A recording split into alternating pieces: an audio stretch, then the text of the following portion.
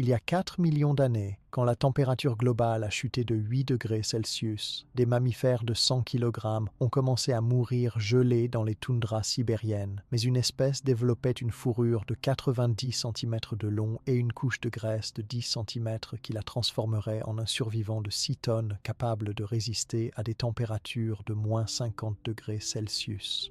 Au cours des 3,9 millions d'années suivantes, alors que 70% des espèces de mégafaune disparaissaient à chaque événement d'extinction, les mammouths laineux ont non seulement survécu à 5 de ces événements catastrophiques, mais ont augmenté leur population à plus de 10 millions d'individus répartis sur 33 millions de kilomètres carrés. Abonne-toi à la chaîne, laisse ton like et commente de quelle partie du monde tu regardes. Détends-toi, installe-toi confortablement et prépare-toi pour ce voyage. Avez-vous déjà imaginé ce que ça pouvait être, il y a des millions d'années, de marcher sur une terre glacée face à des animaux gigantesques recouverts de poils longs comme un manteau d'hiver? On parle ici des mammouths laineux, ces créatures mythiques qui captivent encore notre imagination aujourd'hui. Mais pourquoi et surtout comment sont-ils apparus au cours de notre histoire? C'est un sujet qui fascine justement parce qu'il nous ramène à une époque où la Terre n'avait rien à voir avec le monde que nous connaissons et où l'évolution n'était pas encore finie de jouer tous ses tours. Pour bien comprendre l'apparition des mammouths laineux, il faut revenir plusieurs millions d'années en arrière, dans une période que les spécialistes appellent le Pléistocène, mais qu'on pourrait aussi appeler l'ère des grands froids. Il y a environ 4 millions d'années, notre planète entrait dans un cycle de refroidissement climatique important. Il ne s'agissait pas d'un simple coup de froid passager, mais d'un lent glissement vers des âges glaciaires où les températures baissaient année après année, siècle après siècle, au point de recouvrir de gigantesques zones de glace et de neige. Pourquoi ce refroidissement? C'est une question complexe, liée à la danse de la Terre autour du Soleil, à son axe, au mouvement des continents, à l'activité volcanique et même à la façon dont les océans redistribuent la chaleur. Tout cela a formé un immense laboratoire d'évolution où la sélection naturelle a poussé les espèces à se transformer ou disparaître. À cette époque, de nombreux animaux déjà présents sur Terre n'ont pas survécu à cet environnement brutal. Les espèces qui n'avaient pas les aptitudes pour supporter un froid presque permanent, la rareté de la nourriture, la rudesse du vent et de la glace, déclinaient les unes après les autres. Au milieu de tous ces bouleversements, les ancêtres des mammouths, qui ressemblaient loin de loin à de gros éléphants, se sont mis à changer pour mieux faire face au froid. Mais ce n'était pas une transformation magique ou soudaine, évidemment. D'année en année, de génération en génération, de petites différences ont commencé à apparaître parmi ceux qui survivaient. Certains naissaient avec une peau un peu plus épaisse, d'autres avaient des poils plus longs, d'autres encore arrivaient à mieux stocker la graisse dans leur corps pour affronter la saison glaciale. Petit à petit, ces petits changements se sont accumulés parce que ceux qui étaient les mieux adaptés arrivaient tout simplement à vivre plus longtemps, à se reproduire et à donner naissance à une descendance qui portait ces mêmes caractéristiques. Ce processus d'adaptation, les scientifiques l'appellent la sélection naturelle. C'est simple à comprendre. Dans un environnement où il fait froid, seuls les animaux capables de supporter des températures extrêmement basses vont résister. Alors, les gènes qui permettent cette résistance vont devenir de plus en plus courants dans la population. Chez les mammouths qui évoluaient sur ces terres glacées, cela a donné doucement naissance à une espèce spécialisée, le mammouth laineux, scientifiquement nommé Mammuthus primigenius. Son pelage est devenu une marque de fabrique, une fourrure longue et dense qui ressemblait à une couverture naturelle de laine. Mais ce n'est qu'un des changements visibles. Il y avait aussi des adaptations moins évidentes, comme la capacité à digérer des aliments pauvres en énergie ou le développement d'un métabolisme capable de récupérer le maximum de chaleur. Il faut se représenter la scène, la toundra gelée, peu d'arbres, surtout de l'herbe rase, des températures qui pouvaient tomber en dessous de moins 50 degrés Celsius. Et au milieu de ce paysage, ces géants paisibles en train de brouter le peu d'herbe disponible, protégés du froid par leur épaisse toison et la graisse accumulée sous la peau. Les mammouths laineux sont ainsi devenus une icône de ce qu'on appelle la mégafaune, c'est-à-dire les grands animaux qui dominaient la planète pendant le Pléistocène. D'ailleurs, à côté des mammouths laineux, on trouvait aussi d'autres espèces spectaculaires comme les rhinocéros laineux, les bisons géants, les félins à dents de sabre et bien d'autres animaux aujourd'hui disparus. Mais tous n'ont pas survécu à ces conditions extrêmes. Seuls ceux capables d'évoluer rapidement ont réussi à traverser les changements climatiques, et les mammouths laineux en sont parmi les meilleurs exemples. Au fil de ces millions d'années, d'autres transformations ont concerné leur anatomie. Par exemple, leur crâne a pris une forme caractéristique, leur trompe s'est raccourcie en s'adaptant au climat glacial, leurs oreilles sont devenues petites et recouvertes de poils pour éviter la perte de chaleur. Mais l'émergence même du mammouth laineux accompagne l'évolution de la toundra et de la steppe, ces immenses étendues sans arbres, formées par le froid. La nature n'aime pas le vide, et quand le froid chasse certaines espèces, d'autres prennent leur place si elles savent s'adapter. On pourrait presque dire que l'apparition des mammouths laineux et la naissance de ces grandes prairies froides, presque désertiques, vont de pair. Les plantes qui poussaient encore dans cet environnement étaient dures, pauvres en nutriments, mais mieux adaptés que les arbres aux températures glacées, et les mammouths sont devenus des spécialistes pour les consommer, même quand il n'y avait presque plus rien à manger pendant l'hiver. D'un point de vue évolutif, ce qui s'est passé il y a entre 3 et 4 millions d'années est donc fascinant. Le genre Mammuthus, c'est-à-dire la grande lignée des mammouths, ne vient pas de n'importe où. Il descend d'anciens éléphants qui vivaient en Afrique et qui, peu à peu, sont partis à la conquête de nouveaux territoires vers le nord. En migrant vers l'Eurasie, puis vers de plus en plus au nord, les ancêtres des mammouths ont rencontré des climats de plus en plus froids et chaque étape de leur voyage a accentué leur adaptation. On sait aujourd'hui, par les fossiles, que les tout premiers mammouths, apparus sur le continent africain, ressemblaient plus aux éléphants d'Asie actuels qu'aux mammouths laineux. Mais en atteignant les régions septentrionales d'Eurasie, ils ont dû franchir la barrière du froid, et, au gré de milliers de générations, ils sont devenus ces animaux tout à fait uniques. Parallèlement à toute cette évolution, l'apparition des mammouths laineux a causé indirectement la disparition d'autres animaux qui occupaient les mêmes niches écologiques, car il n'y avait pas de place pour tout le monde sous le soleil, ou plutôt sous la neige du Pléistocène. Ceux qui n'étaient pas capables de manger la végétation pauvre de la toundra, ceux qui souffrèrent du froid ou qui ne se reproduisaient pas assez vite, ont fini par disparaître, laissant aux mammouths la place idéale pour prospérer. C'est ce qu'on appelle la sélection des plus adaptés. Le mammouth laineux, parfaitement équipé pour affronter le froid, a pu coloniser des espaces immenses, des plaines glacées d'Europe jusqu'aux steppes de Sibérie, et plus tard jusqu'en Alaska et dans tout le continent nord-américain. Cette domination du territoire n'a pas eu lieu du jour au lendemain. Plusieurs vagues de glaciation ont remodelé la planète, et chaque période froide constituait un nouveau défi auquel les mammouths répondaient avec quelques modifications supplémentaires, toujours forgées par la rigueur de la vie sur la steppe. C'est pour cela que les scientifiques qui étudient l'apparition des mammouths laineux regardent avec attention non seulement les ossements fossilisés, mais aussi les couches de terre, les grains de pollen, les traces d'anciens glaciers, pour comprendre à quel point leur histoire est liée à celle du climat terrestre. À force de patience et de petits changements, les mammouths laineux que l'on connaît par les découvertes archéologiques étaient déjà parfaitement adaptés au froid du Pléistocène supérieur, il y a environ 150 000 ans, sous la forme que décrivent encore aujourd'hui les manuels scientifiques. Ce n'est pas un hasard si leur évolution les a conduits à cette forme extrême, en fait. Quand on observe les crânes de mammouths retrouvés dans le permafrost sibérien, on voit combien leur ossature était massive, combien leur défense était longue et recourbée. Une autre adaptation pour dégager la neige et accéder à la nourriture enfouie. Leur bouche, leurs dents, tout est fait pour broyer de l'herbe sèche. Leur long pelage servait non seulement à se réchauffer, mais probablement aussi à repousser la neige ou l'humidité. Même la forme de leurs pieds, larges et plats, aidait à marcher sur la neige fraîche ou la terre gelée. Toutes ces caractéristiques n'ont pas surgi de façon arbitraire. C'est vraiment le fruit de millions d'années de pressions environnementales.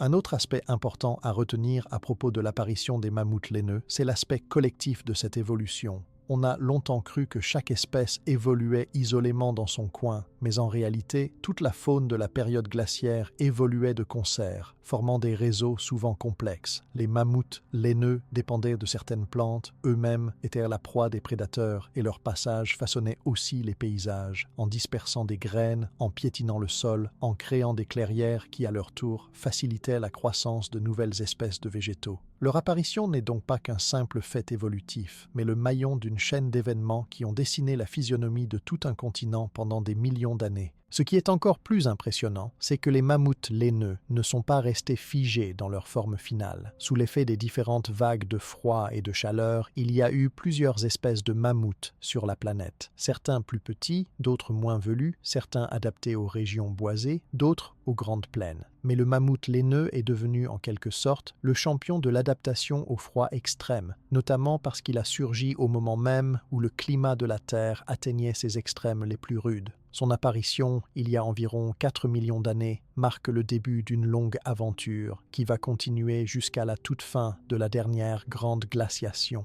Quand on observe aujourd'hui la carte du monde à l'époque des mammouths laineux, on se rend compte que leur apparition a coïncidé avec la création de corridors écologiques comme le fameux pont terrestre de Bering qui reliait l'Asie à l'Amérique du Nord. Ce genre d'événement géologique a permis aux mammouths laineux de coloniser des territoires immenses, parfois en très peu de temps à l'échelle des temps géologiques. Là encore, leur adaptation était bluffante. Peu d'animaux étaient capables de traverser ces déserts de glace et de survivre à des hivers longs de 6 à 8 mois chaque année. Pour finir, l'apparition des mammouths laineux durant les périodes glaciaires, c'est vraiment l'histoire d'une espèce qui a su surfer sur le climat, qui a profité des périodes de refroidissement pour émerger en star de la faune du Pléistocène. Leur présence sur Terre pendant pratiquement 4 millions d'années prouve que ce n'était pas un hasard, mais bien le résultat d'une évolution menée à son sommet où seule la spécialisation pouvait garantir la survie. Bien sûr, la suite de leur histoire va de pair avec celle de notre planète.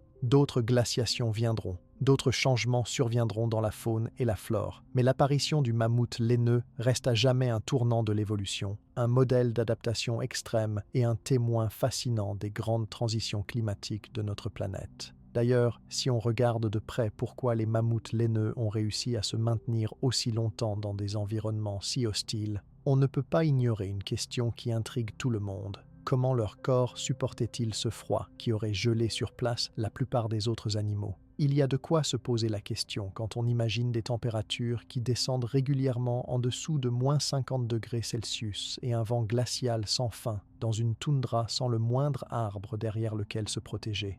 Le secret de cette survie étonnante, c'est toute une série d'adaptations physiques vraiment remarquables que les mammouths ont développées au fil de centaines de milliers d'années et qui les rendaient quasiment imbattables pour résister au froid arctique. Ce qui frappe immédiatement quand on voit un mammouth laineux, ce sont évidemment ses poils. Mais ce n'était pas juste une fourrure comme on peut en trouver chez certains animaux aujourd'hui. C'était littéralement une armure thermique, composée de 2 couches principales de poils. Il y avait d'abord un sous-poil vraiment très dense, une sorte de duvet extrêmement fin et serré, et par-dessus des poils de garde, longs parfois jusqu'à 1 mètre, d'un brun presque orangé. Cette combinaison, un peu comme une double couverture, gardait la chaleur tout près de la peau et empêchait le froid de pénétrer. Les scientifiques ont trouvé ces poils en étudiant les spécimens parfaitement conservés dans le pergélisol sibérien, et ils ont pu mesurer précisément leur épaisseur et leur structure. Même sous la neige, le corps du mammouth restait à une température stable. Rien à voir avec le pelage des éléphants actuels, bien plus fin. Là, on parle vraiment d'une adaptation poussée au maximum. Leur peau aussi était différente. Sous la fourrure, la peau était très épaisse, presque comme une grosse semelle sur tout le corps. Et juste en dessous de la peau se trouvait une couche de graisse qui pouvait atteindre jusqu'à 10 cm d'épaisseur. Imaginez, 110 cm. C'est plus que ce que possèdent la plupart des animaux polaires d'aujourd'hui, même certaines espèces d'ours. Cette graisse avait plusieurs fonctions. D'abord, elle isolait contre le froid en gardant la chaleur produite par le corps. Mais elle servait aussi de réserve d'énergie, essentielle dans les périodes où la nourriture était presque introuvable, notamment pendant les longs hivers polaires. Comme l'hiver peut durer 7 à 8 mois, cette réserve de graisse permettait de survivre quand il n'y avait pratiquement plus rien à manger dans la toundra. En parlant du froid, il faut aussi regarder les parties du corps qui sont normalement les plus sensibles, celles par où la chaleur peut s'évaporer le plus vite. Chez les mammouths laineux, la nature n'a rien laissé au hasard. Les oreilles, par exemple, étaient minuscules par rapport à celles d'un éléphant africain ou asiatique. Elles mesuraient une dizaine de centimètres à peine, presque cachées sous le poil. Pourquoi? Parce que les grandes oreilles favorisent la perte de chaleur. Chez l'éléphant, elles servent à se rafraîchir, mais sous le froid extrême, c'est un inconvénient. En gardant des oreilles toutes petites et bien couvertes, le mammouth conservait mieux sa chaleur corporelle. C'était pareil pour la queue, beaucoup plus courte que chez ses cousins du sud. Les extrémités étaient moins exposées, moins sujettes au gel, et la perte de chaleur était ainsi minimisée. La trompe du mammouth avait aussi ses particularités. Sur les reconstitutions, on voit que le bout de la trompe était recouvert d'une sorte de frange de poils denses, un peu comme des moustaches. Cette adaptation servait probablement à protéger la peau délicate contre la morsure du vent et du froid. Le bout de la trompe était aussi très mobile et précis, permettant de fouiller sous la neige pour attraper les brins d'herbe et les racines. Les scientifiques pensent même que la trompe jouait un rôle important dans la manipulation de la glace ou de la neige pour dégager la végétation cachée. Et comme la trompe avait 2 doigts préhensiles, le mammouth pouvait facilement ramasser de petits objets, arracher les touffes d'herbe ou même casser la glace qui recouvrait une mare d'eau. Autre point très intéressant, leurs pieds. Les mammouths laineux marchaient sur des coussinets larges et aplatis, bien plus larges proportionnellement que ceux d'un éléphant actuel. Cette forme de pied unique avait tout son sens dans l'environnement glacé. En répartissant mieux le poids du corps, le mammouth pouvait marcher sans s'enfoncer dans la neige meuble et se déplacer sur la glace sans glisser. La structure de leurs os et de leurs coussinets plantaires limitait aussi l'usure liée au piétinement permanent du sol dur et gelé. Cela leur permettait de parcourir de très longues distances à la recherche de nourriture, même quand tout était recouvert de neige ou de givre. Dans un contexte où l'hiver pouvait durer les 3/4 de l'année, leur métabolisme interne était aussi adapté pour fonctionner au ralenti en période de pénurie alimentaire. Les mammouths laineux n'avaient pas besoin de manger en permanence. Ils savaient économiser l'énergie stockée dans leur graisse, ralentir leur activité et même baisser légèrement la température de leur corps pour dépenser moins de calories. Leur système digestif, très efficace, extrayait le maximum de calories des rares plantes disponibles, y compris des végétaux coriaces et riches en fibres que bien d'autres animaux n'auraient jamais pu digérer correctement. Leur estomac et leurs intestins étaient énormes et adaptés à une alimentation régulière mais peu nourrissante. Cela explique aussi pourquoi, même au plus fort de l'hiver, certains mammouths réussissaient à survivre plusieurs semaines avec très peu à manger en grignotant ce qu'ils trouvaient sous la neige. Quand il s'agissait de mettre au monde des petits, la longévité et la survie des nouveau-nés dans de telles conditions exigeaient encore des adaptations. Les naissances avaient lieu au printemps, quand la neige commençait à se retirer et que la nourriture devenait un peu plus abondante. Les petits naissaient déjà bien poilus, avec une épaisse couche de graisse, et ils restaient longtemps près de leur mère pour profiter de sa chaleur et de sa protection. Les troupeaux formaient souvent des groupes serrés pour se réchauffer mutuellement. Cette organisation sociale aidait à limiter le plus possible la perte de chaleur et à protéger les jeunes contre les prédateurs et les tempêtes de neige. Le système immunitaire des mammouths laineux est aussi un élément clé. En vivant quasiment tout le temps dans des conditions extrêmes, ils étaient forcément exposés à des stress thermiques et à des maladies différentes de celles rencontrées dans les régions plus tempérées. Les chercheurs qui analysent encore aujourd'hui les restes congelés, notamment les tissus et l'ADN, découvrent parfois des séquences de gènes qui indiquent une adaptation à la gestion du stress oxydatif, c'est-à-dire à la protection contre le vieillissement dû au froid et à l'effort physique intense. D'autres études montrent des signes de résistance à certaines infections ou parasites qu'on pourrait rencontrer dans un environnement aussi particulier. Ce qui est fascinant, c'est à quel point ces adaptations sont complémentaires. Chaque modification du corps du mammouth laineux, des poils jusqu'aux extrémités, des organes internes aux os et aux muscles, travaillaient ensemble pour former un ensemble parfaitement fonctionnel, quasiment sur mesure pour la vie dans l'Arctique du Pléistocène. Les fossiles et les carcasses bien conservées retrouvées dans la glace nous donnent des détails incroyablement précis sur cette architecture biologique. On retrouve non seulement les poils, mais aussi parfois la peau, la graisse, voire même l'intérieur de l'estomac rempli de la dernière herbe qu'il avait mangée avant de mourir. Tout cela aide la science à comprendre à quel point l'adaptation a été poussée chez cet animal qu'on pourrait qualifier, sans exagération, de champion du monde de la résistance au froid. Manger dans la toundra nécessitait aussi des dents adaptées. Les molaires des mammouths laineux étaient énormes et striés, capables de broyer l'herbe sèche et les graminées dures qui constituaient la base de leur alimentation. Ces dents s'usaient vite, alors les mammouths développaient plusieurs jeux de molaires au cours de leur vie. Quand les dents étaient trop usées, un nouveau jeu de molaires poussait, leur permettant ainsi de continuer à se nourrir efficacement jusqu'à un âge avancé. Cette particularité était essentielle pour un animal qui passait pratiquement tout son temps à broutant sans arrêt pour compenser la faible valeur nutritionnelle de la végétation arctique. La couleur de leur pelage, d'un brun roux à brun foncé, avait aussi ses avantages. Elle aidait sans doute à capter la lumière solaire, réchauffant la surface de la peau lors des rares journées ensoleillées de l'année. Il est même probable que ce pelage épais offrait une certaine protection contre les insectes durant la courte période estivale, où des nuées de moustiques pouvaient apparaître dès que la neige fondait. Les analyses des pigments présents dans les poils retrouvés suggèrent que la couleur pouvait varier légèrement d'une région à l'autre, renforçant la capacité d'adaptation à différents microclimats. Pour bien visualiser, on peut dire que le squelette du mammouth laineux se distinguait aussi par un bassin très large et des membres antérieurs robustes. Cette configuration apportait de la stabilité pour creuser la neige à la recherche de nourriture, pour porter le poids considérable de l'animal et pour supporter la fatigue des migrations longues sur des kilomètres de sol difficiles. Les épaules légèrement plus hautes que la croupe donnaient cette silhouette typique, presque bossue, qu'on retrouve sur toutes les peintures rupestres et dans les musées. Cela optimisait aussi la répartition du poids et facilitait les déplacements dans la neige.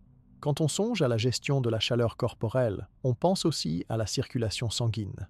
Les mammouths laineux possédaient un système de circulation adapté. Le sang des extrémités pouvait être réchauffé avant de retourner vers le cœur, aidant à éviter les gelures. Cette caractéristique se retrouve dans certains animaux d'aujourd'hui, mais chez le mammouth, elle était poussée au maximum pour garantir la survie même lors des nuits les plus froides où la température chute brutalement.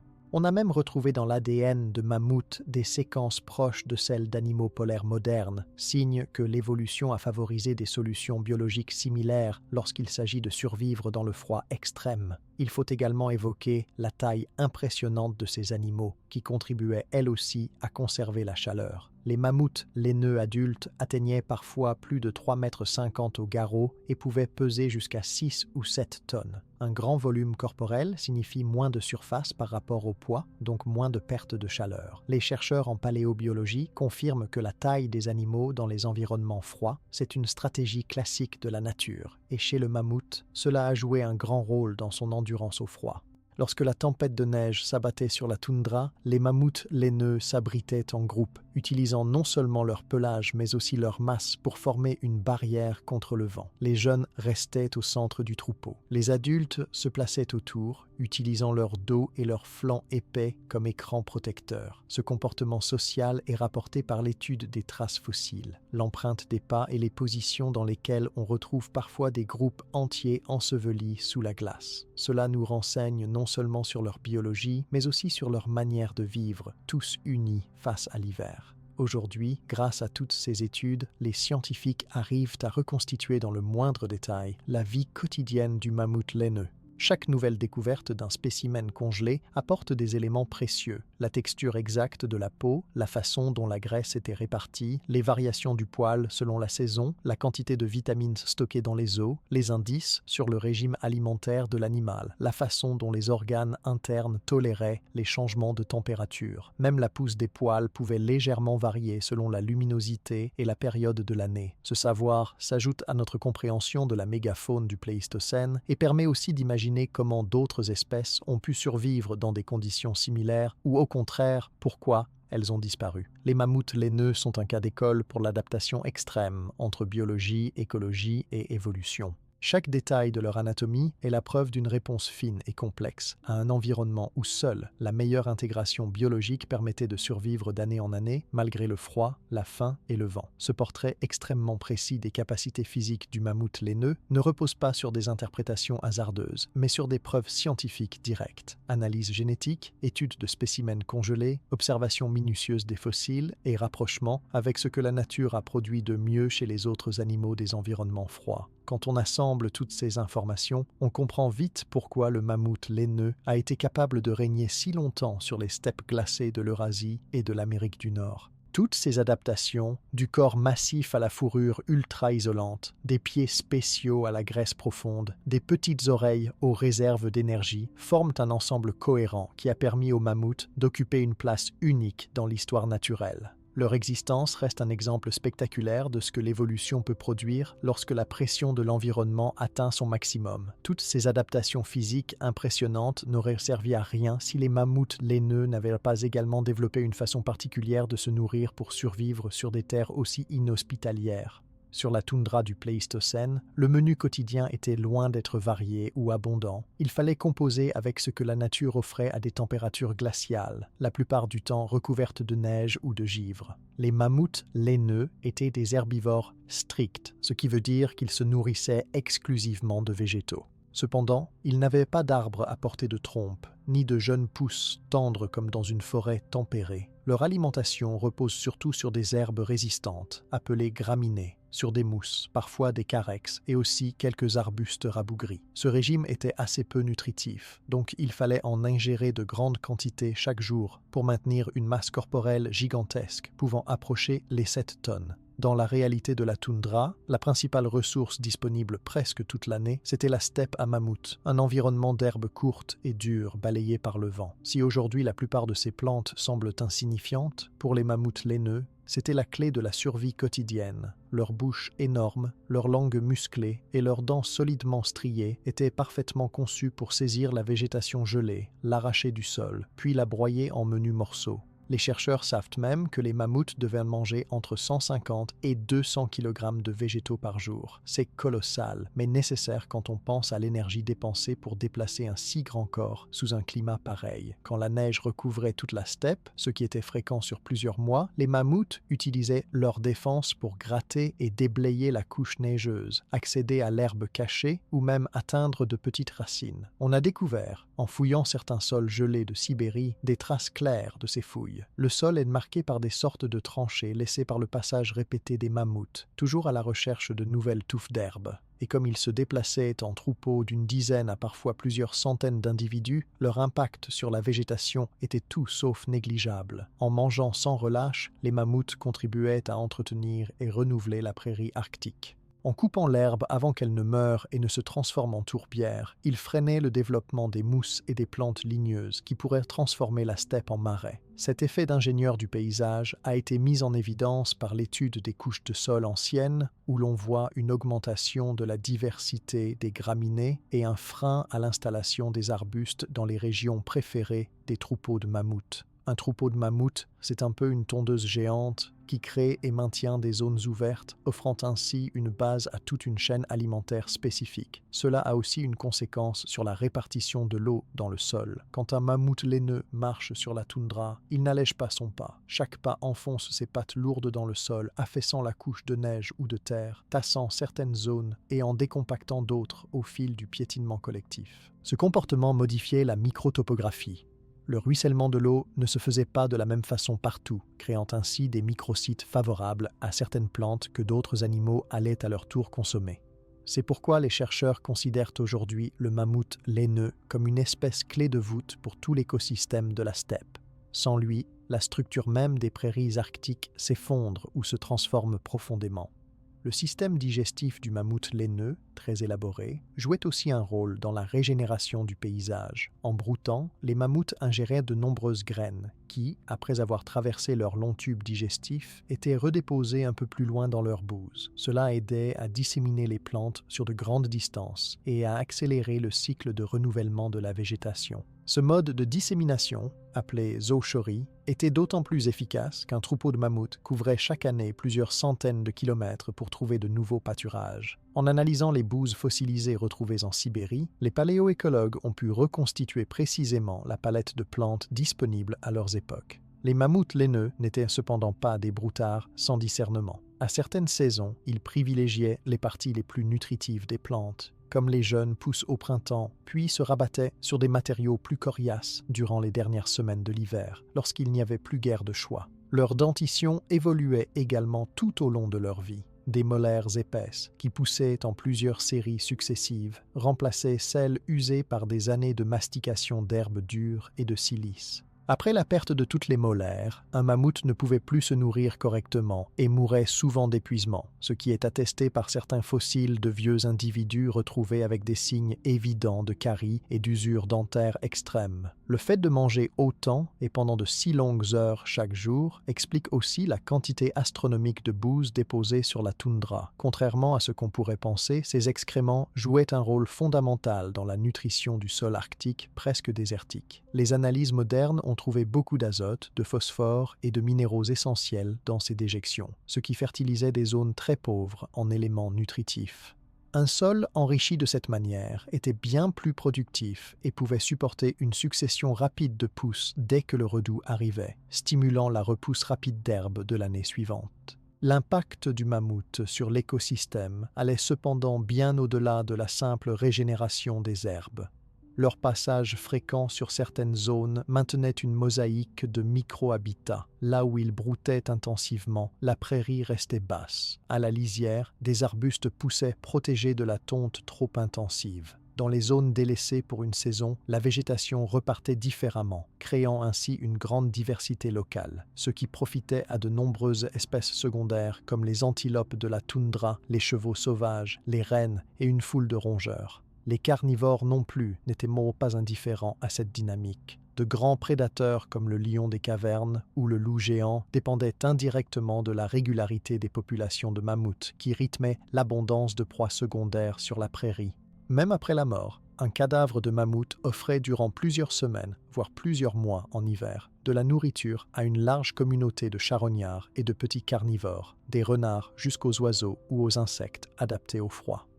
Cela souligne que les mammouths laineux faisaient partie du moteur de tout un cycle écologique, du vivant jusqu'aux déchets organiques, réinjectant de l'énergie dans un système qui, sans eux, aurait été beaucoup plus pauvre et fermé. Un autre point surprenant concerne l'eau. Le sol de la toundra, appelé pergélisol, reste gelé quasiment toute l'année avec seulement une fine couche supérieure humide au printemps et en été. En creusant ou en piétinant la surface, les mammouths permettaient à l'eau de s'accumuler dans de petites mares temporaires, ce qui profitait à certaines plantes et à la microfaune, amplifiant la redistribution locale de l'eau. Certaines espèces qui nécessitent cette humidité, comme les mousses ou les joncs, s'installent grâce à ce microclimat créé par les déplacements des grands herbivores. Ce rôle d'ingénieur du paysage a tellement marqué l'Arctique qu'on pense aujourd'hui, avec la disparition du mammouth laineux, avoir assisté à une transformation globale du biome de la steppe. Après leur extinction, les arbustes et les arbres à croissance lente se sont mis doucement à recoloniser les plaines libérées, changeant la structure de la végétation sur des milliers de kilomètres carrés et modifiant profondément les cycles du carbone et les mécanismes de rétention de l'eau dans le sol. Cette parabole écologique fait toujours l'objet d'études, notamment pour comprendre comment la disparition d'une espèce peut impacter tout un paysage sur des milliers d'années après sa disparition effective. Quand on regarde les analyses du contenu stomacal des mammouths laineux retrouvés gelés en Sibérie, on retrouve souvent des restes de carex, des graminées dures, du saule arctique rabougri, parfois même quelques fleurs ou graines de saison, ce qui montre une diète opportuniste mais adaptée à la moindre occasion. Dans certains cas, les chercheurs trouvent aussi des fragments de charbon ou de cendres, preuve que ces animaux pouvaient ingérer accidentellement de la matière brûlée après des incendies naturels ou causés par la foudre, apportant ainsi parfois des minéraux difficiles à trouver dans le sol gelé de la steppe. L'interprétation moderne de l'alimentation du mammouth laineux ne s'arrête pas à la simple description du menu, elle analyse aussi la stratégie globale qui se cache derrière chaque choix alimentaire. La sélection des plantes, le déplacement saisonnier des troupeaux, l'exploitation de tel ou tel micro-habitat, tout cela relevait d'une capacité d'adaptation écologique particulièrement souple. Ce n'était pas juste un animal qui mangeait ce qu'il trouvait. Il s'agissait d'un brouteur sélectif, sensible à la qualité de la nourriture, même capable de changer de territoire si les ressources locales arrivaient à épuisement.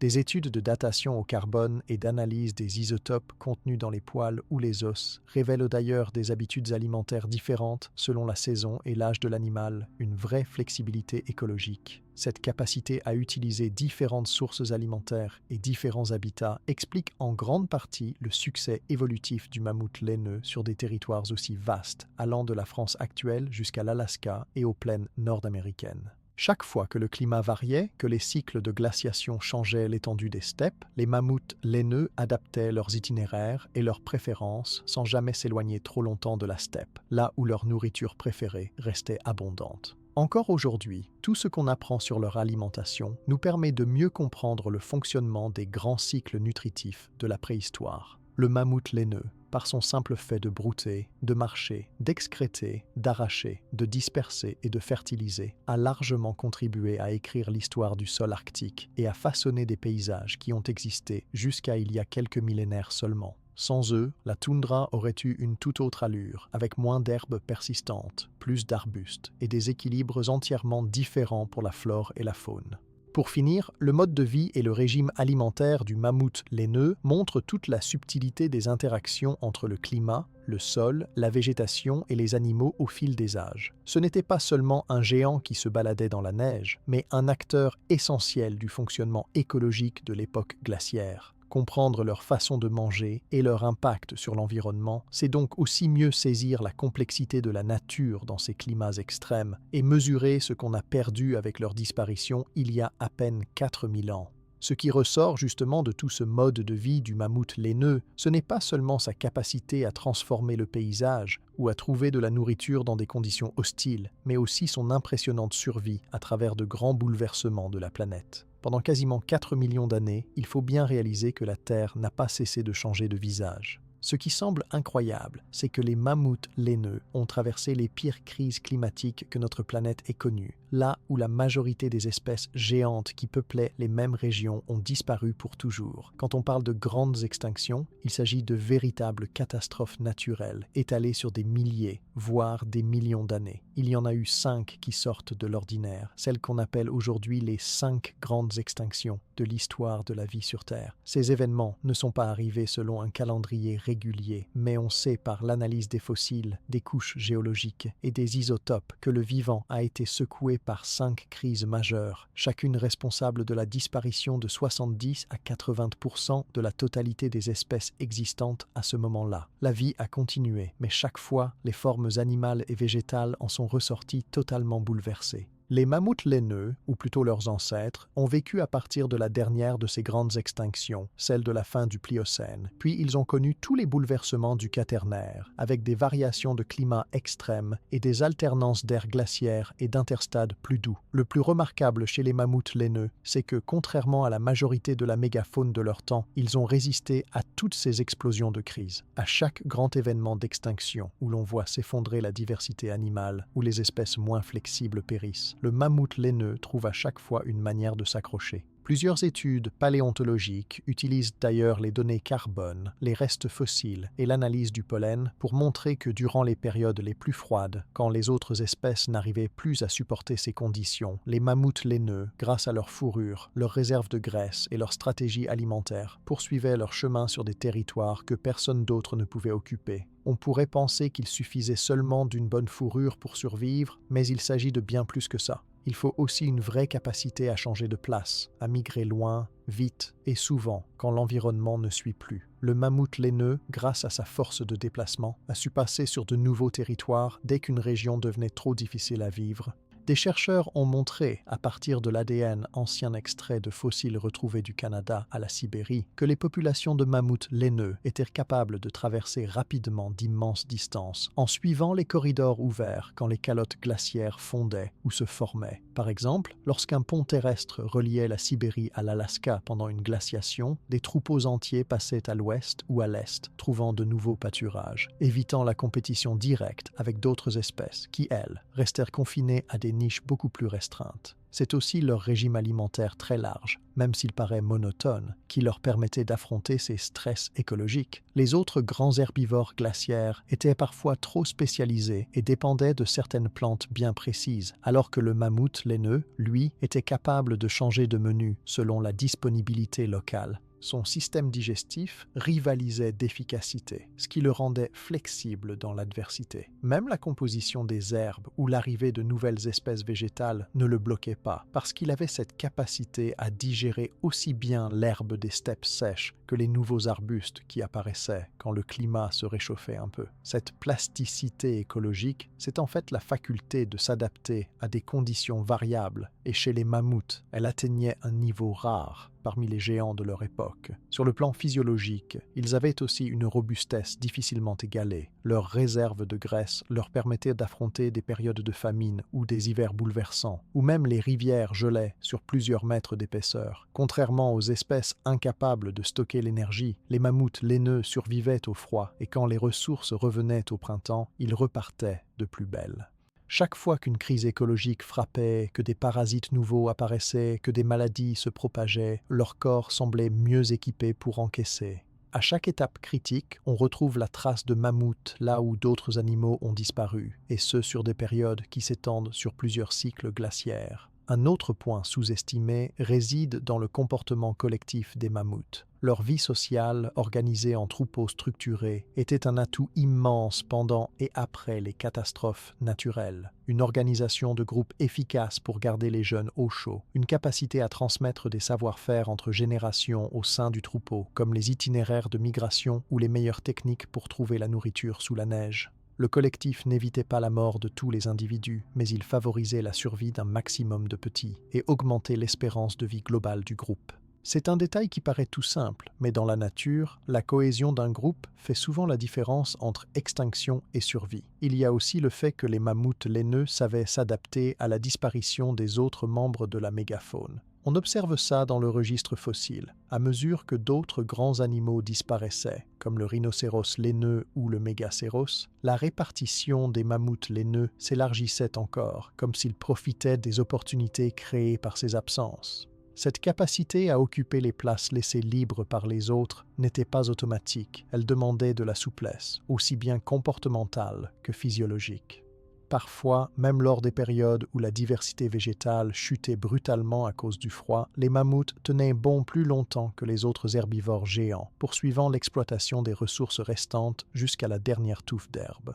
Il convient aussi de considérer que toutes ces stratégies de survie du mammouth laineux n'étaient en pas sans limite. Dans les périodes les plus dures, leur population a chuté par endroits, laissant apparaître de petites poches de groupes isolés qui tentaient de subsister dans des enclaves encore favorables, comme certaines vallées de Sibérie ou des îles du Grand Nord. On retrouve, grâce à l'ADN, les traces de ces populations relictuelles qui se sont maintenues grâce à ces adaptations exceptionnelles. Mais le phénomène le plus impressionnant, c'est de voir à quel point ces mammouths laineux représentent un exemple d'endurance. C'est presque unique parmi les grands mammifères terrestres, dont la majorité s'est effondrée entre le Pléistocène inférieur et supérieur il y a entre 2 millions et 10 000 ans. Le registre géologique montre aussi, lors de chaque grand changement climatique, une modification de leur aire de répartition, de leur comportement alimentaire, mais jamais une disparition brutale jusqu'à la toute fin. Il existe même des fossiles qui attestent de leur présence sur certaines îles sibériennes jusqu'à environ 4000 ans avant notre ère, ce qui fait d'eux parmi les derniers représentants des géants de l'âge de glace à avoir vécu sur la planète. Alors que la majorité des mégafaunes avaient disparu bien avant, eux subsistaient encore dans des recoins improbables.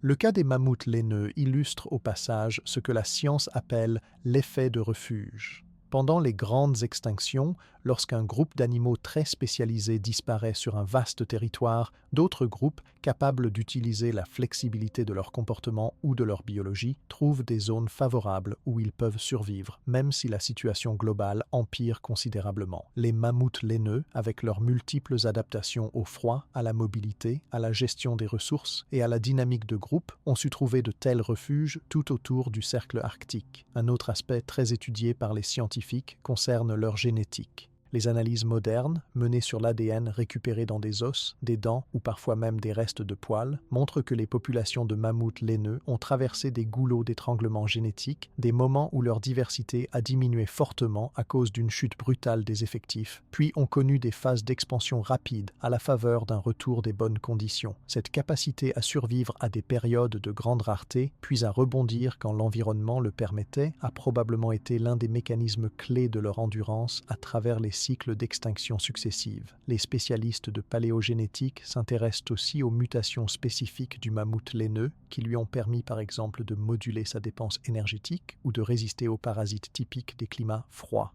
Tout ce que l'on retrouve dans leur génome et qui n'existe pas chez les éléphants actuels représente une mine d'informations pour comprendre comment un grand mammifère peut s'adapter et repousser les limites de la survie face à des crises écologiques majeures. Chaque nouvelle découverte d'ADN fossilisé apporte d'ailleurs des surprises sur la façon dont leur organisme répondait aux variations du climat et aux pressions sélectives récurrentes. Il y a également des indices dans la composition isotopique des os de mammouth qui montrent des changements rapides dans leur alimentation en réponse à la raréfaction de certaines plantes. Cette capacité à changer de régime ou à profiter du moindre apport énergétique, même en période de disette, est restée une clé de voûte de leur résistance aux extinctions.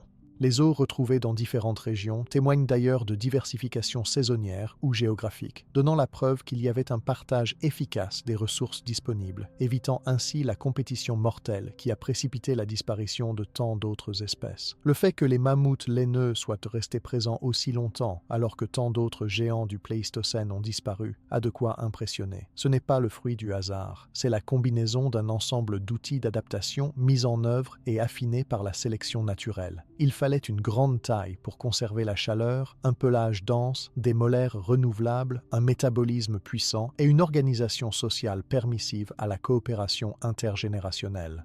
Cette boîte à outils de la survie a prouvé son efficacité sur une période exceptionnellement longue, même quand la planète a basculé plusieurs fois de température et que des catastrophes naturelles balayaient tout sur leur passage. Beaucoup de chercheurs s'accordent pour dire que le mammouth laineux représente aujourd'hui le meilleur exemple de ce qu'on appelle la persistance écologique. C'est la capacité à rester stable, à maintenir une population viable et à traverser les crises là où d'autres échouent.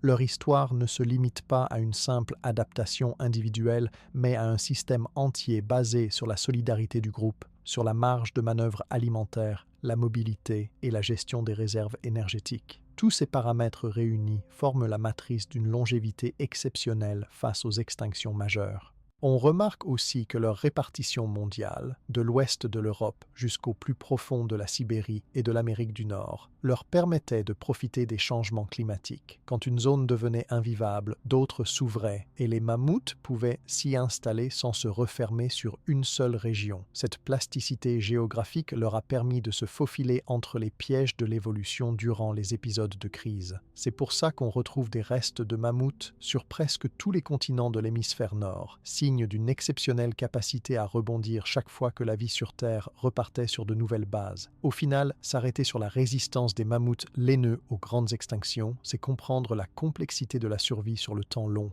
Il ne s'agissait pas seulement de survivre à une année difficile ou à une mauvaise saison, mais de traverser des millions d'années d'instabilité, de froid, de sécheresse, de transformation incessante des écosystèmes, tout en gardant une cohérence d'espèces et une capacité à transmettre ses atouts aux générations suivantes. Cet héritage de résilience a fait du mammouth laineux un cas à part dans l'histoire des grands mammifères, et son étude continue d'alimenter les recherches sur la façon dont la vie peut résister aux pires crises, bien au-delà des simples adaptations physiques ou alimentaires, mais dans toute la stratégie globale de survie d'une espèce qui a tout traversé. Cette faculté étonnante à traverser les pires périodes de l'histoire de la Terre, tout en conservant une cohérence de groupe et une organisation efficace, a naturellement conduit les mammouths laineux à occuper des territoires immenses et parfois inattendus. La question que tout le monde pose quand on découvre l'étendue de leur réussite évolutive, c'est comment ces animaux sont parvenus à couvrir une surface aussi vaste du globe alors que les conditions, aussi bien climatiques que géographiques, n'ont cessé de changer durant des milliers de générations. Les indices de leur remarquable expansion géographique se retrouvent partout aujourd'hui, des collines d'Europe centrale jusqu'aux plateaux du Yukon, des plaines d'Espagne jusqu'aux îles lointaines de l'Arctique sibérien et même en Amérique du Nord.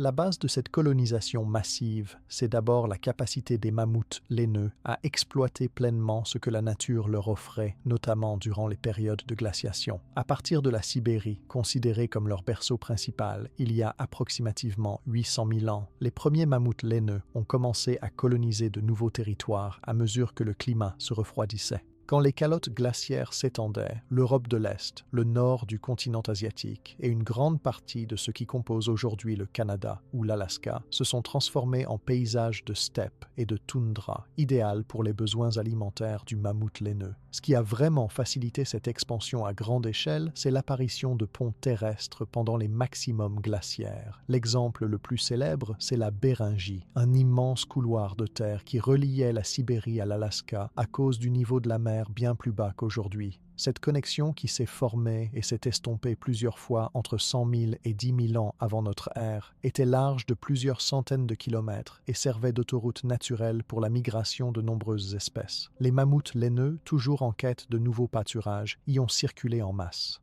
On retrouve des restes de mammouths en Alaska, dans le Yukon et jusque dans des régions du centre du Canada, prouvant que leurs troupeaux sont montés jusqu'à l'extrémité nord du continent. Les vestiges fossiles témoignent aussi d'une capacité d'adaptation incroyable au microclimat. Là où des steppes froides apparaissaient, les mammouths laineux s'installaient, quels que soient les obstacles naturels. Cette plasticité écologique a permis aux populations de traverser des chaînes de montagnes, des forêts éparses et même d'occuper des plaines soumises à la fonte partielle ou saisonnière de la neige. Dans certains sites européens, on a retrouvé des défenses de mammouths dans des grottes du sud de la France, tandis qu'en Espagne, leurs ossements apparaissent dans les niveaux archéologiques du nord de la péninsule ibérique. Cela montre que les groupes de mammouths laineux ne se limitaient pas à une migration strictement nord-sud. Ils savaient aussi s'adapter aux plaines, collines et vallées qui répondaient à leur quête d'herbes et de ressources disponibles. Ce n'est pas uniquement la froideur des terres de Sibérie ou d'Alaska qui leur convenait. On a aussi découvert des traces de mammouths laineux dans des zones intermédiaires, ce qui indique qu'ils toléraient une bonne gamme de températures, tant que la végétation suffisante était au rendez-vous.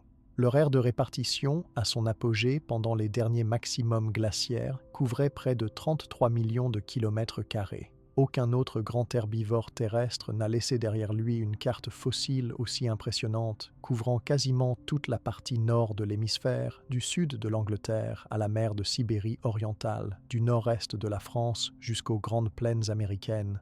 Pour s'adapter à des régions aussi diverses, les mammouths laineux modifiaient subtilement non seulement leurs habitudes alimentaires, mais aussi certains aspects de leur mode de vie. Les troupeaux variaient en taille et en dynamique selon la région, la disponibilité de l'eau et la pression des prédateurs ou la présence humaine. Sur les plateaux de Sibérie ou les grandes prairies d'Alaska, ils se déplaçaient en groupes plus ou moins compacts, évitant les conflits et cherchant toujours le meilleur équilibre entre sécurité et accès à la nourriture. Selon les analyses génétiques des restes retrouvés dans différents sites, il y a eu plusieurs vagues de colonisation, avec parfois des échanges de gènes entre populations européennes et asiatiques ou nord-américaines, ce qui prouve que la migration des mammouths n'était pas un mouvement unique, mais un processus répété, chaque cycle climatique amenant de nouveau des expansions ou des contractions de leur territoire. Parmi les découvertes frappantes, il y a celles d'îles arctiques inhospitalières qui ont servi de refuge à certaines populations lorsque le climat s'est adouci ou que la compétition s'est intensifiée ailleurs.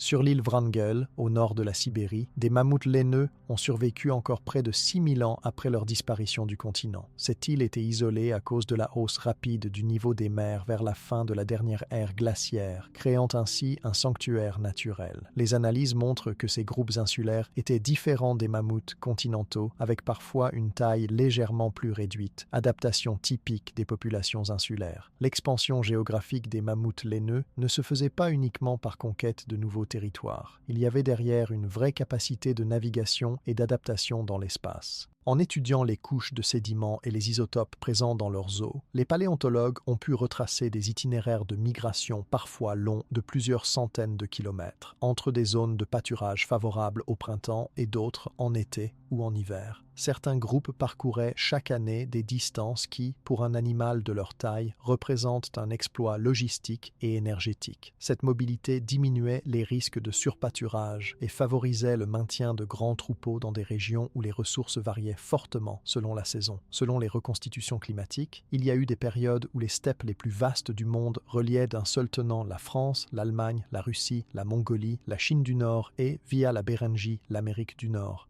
Les mammouths laineux, qui passaient ces frontières naturelles grâce à des adaptations morphologiques mais aussi comportementales, ont ainsi contribué à façonner la composition des écosystèmes locaux en influençant la végétation, la répartition des autres herbivores et même l'implantation des premiers groupes humains. La présence du mammouth laineux est tellement ancrée dans la mémoire du continent eurasiatique qu'on retrouve partout des témoignages de sa cohabitation avec d'autres espèces, mais aussi de son rôle d'espèce clé. Dans tous les endroits où des os de mammouth ont été exhumés, on découvre aussi des restes d'animaux qui partageaient le même milieu. Bisons, chevaux, rennes, loups géants, lions des cavernes. Ce réseau faunique, dont le mammouth laineux était un acteur central, couvrait des environnements radicalement différents de ceux du monde actuel.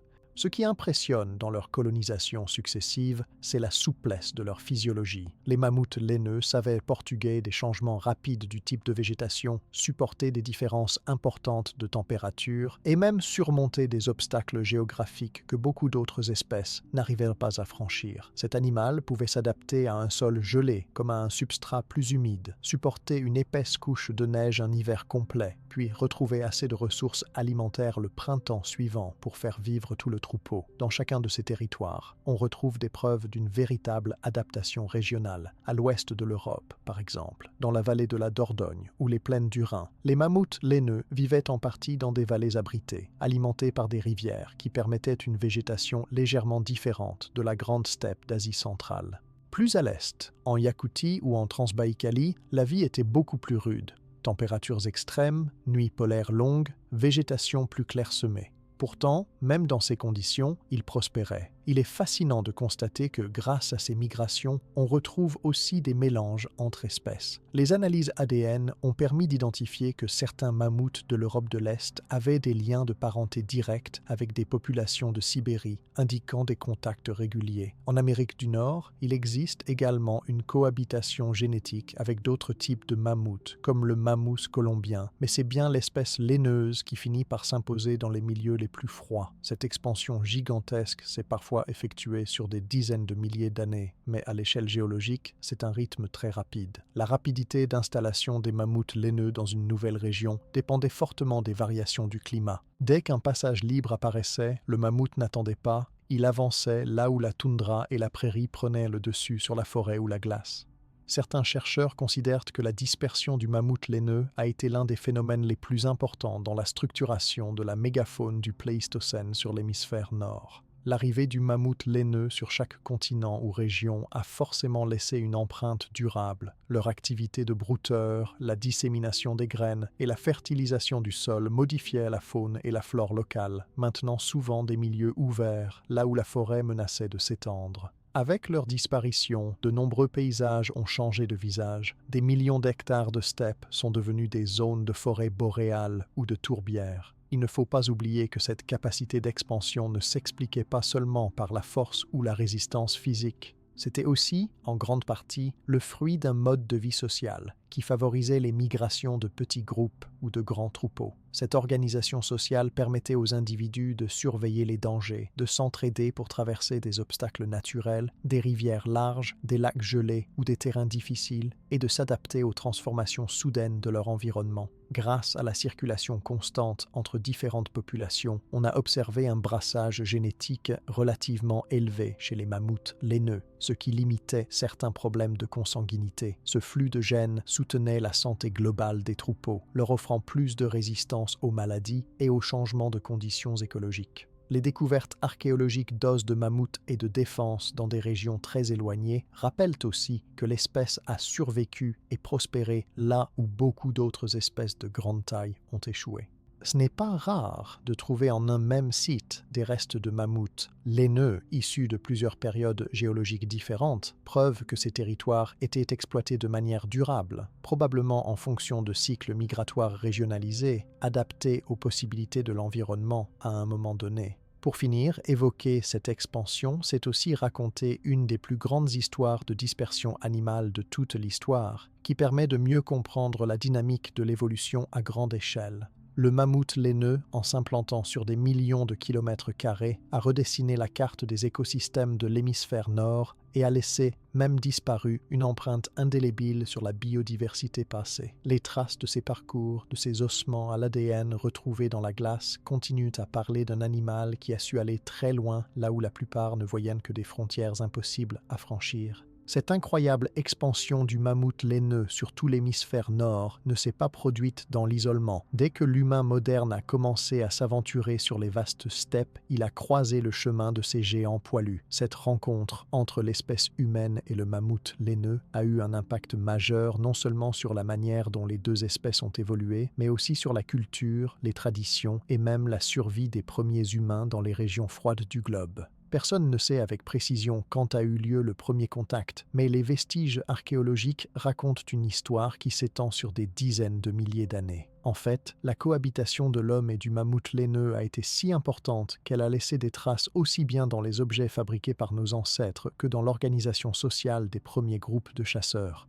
Ce qui frappe en premier, ce sont les peintures rupestres et les gravures retrouvées dans des grottes comme celle de Rouffignac ou d'autres sites français datés d'environ 15 000 à 20 000 ans. Les mammouths sont souvent représentés en détail avec leurs longues défenses et leurs dos bombés, signe que nos ancêtres les observèrent de près. On trouve aussi des gravures sur ivoire ou os, portant les mêmes motifs, parfois travaillés avec une telle finesse qu'il est évident que le mammouth était bien plus qu'une simple proie. Il appartenait à l'imaginaire, à la symbolique et probablement au sacré de l'époque. Mais bien sûr, la relation homme-mammouth était d'abord pragmatique. Pour les premiers chasseurs du Paléolithique supérieur, la rencontre avec un troupeau de mammouths laineux représentait à la fois un danger immense et une opportunité inégalée. Un seul animal abattu permettait de nourrir tout un groupe pendant des semaines. Leur viande, grasse et abondante, était précieuse pour survivre aux hivers rigoureux. Les chroniques des fouilles archéologiques montrent que tout était utilisé. La peau, très épaisse, servait à confectionner des tentes, des vêtements ou des bottes. Les tendons pouvaient devenir des liens ou du fil pour enfiler des aiguilles. Les os, avec leur taille et leur robustesse, étaient transformés en lances, outils, manches ou même en structures entières d'habitation. Plus impressionnant encore, il existe en Ukraine et en Russie des vestiges vieux de plus de 16 000 ans où des maisons semi-enterrées ont été construites à partir d'os et de défenses de mammouth. De larges mandibules forment la base. Les grandes défenses servent d'arceaux et la structure est recouverte ensuite de peaux, probablement maintenues en place par la neige ou la terre. Ces habitations de mammouth offrent une ingénierie fascinante, adaptée au climat glacial de l'époque, et à la nécessité pour les humains de se protéger du froid tout en exploitant les ressources autour d'eux. La chasse elle-même était un événement majeur. Il ne fallait pas seulement du courage, mais aussi une excellente organisation et des stratégies très réfléchies. Attraper un animal de plus de 5 tonnes relevait de l'exploit collectif. Les sites de chasse montrent souvent des traces de piégeage, fosses creusées près des trajets réguliers des troupeaux, zones où le terrain naturel était utilisé pour coincer ou faire chuter l'animal, utilisation du feu ou de barrages pour séparer les jeunes et les vieilles bêtes plus vulnérables du groupe. Ce savoir-faire était probablement transmis de génération en génération et l'on imagine sans peine l'importance d'un tel épisode pour la cohésion d'un clan humain. Les outils en pierre retrouvés à côté des restes de mammouth témoignent d'un long apprentissage. Certaines pointes ou lames étaient spécialement conçues pour percer la peau épaisse des mammouths ou pour découper la chair rapidement avant qu'elle ne gèle ou n'attire les prédateurs. On a retrouvé également des outils en ivoire de mammouth, aiguilles, perles, harpons, qui démontrent une grande maîtrise et une volonté de tirer profit du moindre morceau disponible. Il s'agissait à l'époque d'une façon durable de vivre avec et grâce aux mammouths laineux. Au-delà de l'utilisation matérielle, les mammouths laineux semblent aussi avoir eu un rôle dans la spiritualité et les croyances des sociétés préhistoriques. Certains restes ont été retrouvés dans des contextes étranges, par exemple des crânes ou des défenses disposées de façon particulière dans des grottes ou associées à des figurines humaines. Cela pourrait indiquer un certain respect ou une volonté de communiquer symboliquement avec l'animal, voire d'assurer de bonnes chasses à l'avenir. Dans certaines traditions orales collectées beaucoup plus tard chez des peuples du nord de la Sibérie, l'image du mammouth apparaît comme une créature mythique, ensevelie sous la terre ou capable de surgir du sol à l'occasion de grandes transformations du paysage. Ces récits pourraient être l'écho déformé des rencontres ancestrales entre l'humain et le mammouth laineux. Il existe aussi des signes d'appropriation artistique, où la figure imposante du mammouth devient motif de parure ou d'objet de prestige. Des perles de défense de mammouth sculptées étaient portées en collier dans certains groupes, probablement comme marque de prestige ou de savoir-faire. L'ivoire, bien plus facile à travailler que la pierre, offrait aux premiers artistes une matière idéale pour expérimenter, jouer sur la forme, créer des figurines ou des objets symboliques. L'art mobilier du Paléolithique regorge de ces créations, avec parfois un souci du détail qui laisse penser que le mammouth était connu de façon intime. L'abondance de restes de mammouth sur les sites paléolithiques européens ou sibériens a amené certains chercheurs à penser que l'exploitation systématique de cet animal a pu avoir des conséquences sur sa population à moyen terme. on sait que les humains du Paléolithique supérieur étaient capables de se déplacer sur de longues distances, de suivre les migrations de grands troupeaux, et que la pression de chasse, surtout dans les régions où les ressources alimentaires étaient plus rares, pouvait augmenter ponctuellement. On retrouve dans certains sites des accumulations de restes de mammouths, des alignements d'os qui servent de barrières ou de repères, et même des lieux de travail spécialisés où l'on débitait la viande, la peau ou l'os avant de transporter le tout vers des campements plus stables. Cette organisation témoigne à la fois d'une grande connaissance de l'animal et d'un mode de vie centré sur sa présence. Certains paléontologues pensent même que la structure des populations humaines a été influencée par la disponibilité des mammouths laineux. Parfois, la répartition des campements coïncide avec celle des grands couloirs migratoires du mammouth. Quand la ressource venait à manquer ou que les populations locales de mammouths diminuaient, les groupes humains devaient se déplacer, chercher de nouvelles zones de chasse ou diversifier leur alimentation. Cela a conduit certains clans à se confronter, à s'échanger des techniques ou des morceaux de défense, voire à bâtir de premiers réseaux d'échange sur de grandes distances. La coexistence avec le mammouth a aussi laissé une empreinte génétique et technologique durable. Le savoir accumulé pour exploiter au mieux chaque partie de la carcasse s'est transmis et a servi de base à d'autres inventions. La fabrication de logements prend exemple sur la structure osseuse du mammouth. La taille de l'ivoire inspire la taille de bois de renne ou d'élan. Le traitement des peaux épaisses pousse à inventer des outils plus solides. Ce sont autant de petites innovations qui, mises bout à bout, montrent que le lien entre l'humain et le mammouth laineux allait bien au-delà d'une simple prédation. Même la transmission des savoirs sur la nature, les cycles de migration, la lecture des traces ou la gestion collective de la chasse a probablement été influencée par la nécessité de comprendre les habitudes du mammouth. L'observation des troupeaux, la détermination du meilleur moment pour tendre une embuscade ou pour suivre les mouvements des groupes a sans doute structuré l'agenda saisonnier de nombreux clans. Certaines fêtes, rituels ou rassemblements importants des communautés humaines étaient probablement synchronisés avec les passages réguliers des grands troupeaux de mammouths sur les plaines nordiques. Un point moins connu concerne les relations indirectes entre l'humain et le mammouth. Par exemple, le fait d'avoir tué un grand animal pouvait également attirer d'autres prédateurs. Loups géants, lions des cavernes, charognards de toutes sortes venaient alors profiter des restes, créant localement une dynamique de compétition autour de la carcasse. Cela obligeait les chasseurs à organiser la surveillance du site, à défendre la dépouille le temps nécessaire pour en extraire tous les morceaux exploitables. La vie sociale des groupes humains sur ces plaines était donc rythmée aussi par les occasions offertes par la chasse aux mammouths laineux. Les mythologies, même tardives, gardent la trace d'une admiration mêlée de crainte. Certains récits collectés chez des peuples sibériens parlent encore au XIXe siècle de togs, de créatures enfouies sous la terre, parfois assimilées aux restes de mammouths que l'on découvre en dégelant les sols du pergélisol. Pour beaucoup, l'ivoire de mammouth trouvé dans le sol n'était pas seulement un matériau, c'était le vestige d'animaux fabuleux d'un autre âge. La dernière phase de coexistence avec le mammouth laineux s'est faite sur fond de bouleversements climatiques importants. Au fil du temps, la raréfaction progressive du mammouth a dû pousser certains groupes humains à revoir leur mode d'alimentation, à exploiter davantage les autres grandes bêtes, chevaux sauvages, rennes, bisons, ou à innover de nouvelles techniques de chasse et de stockage.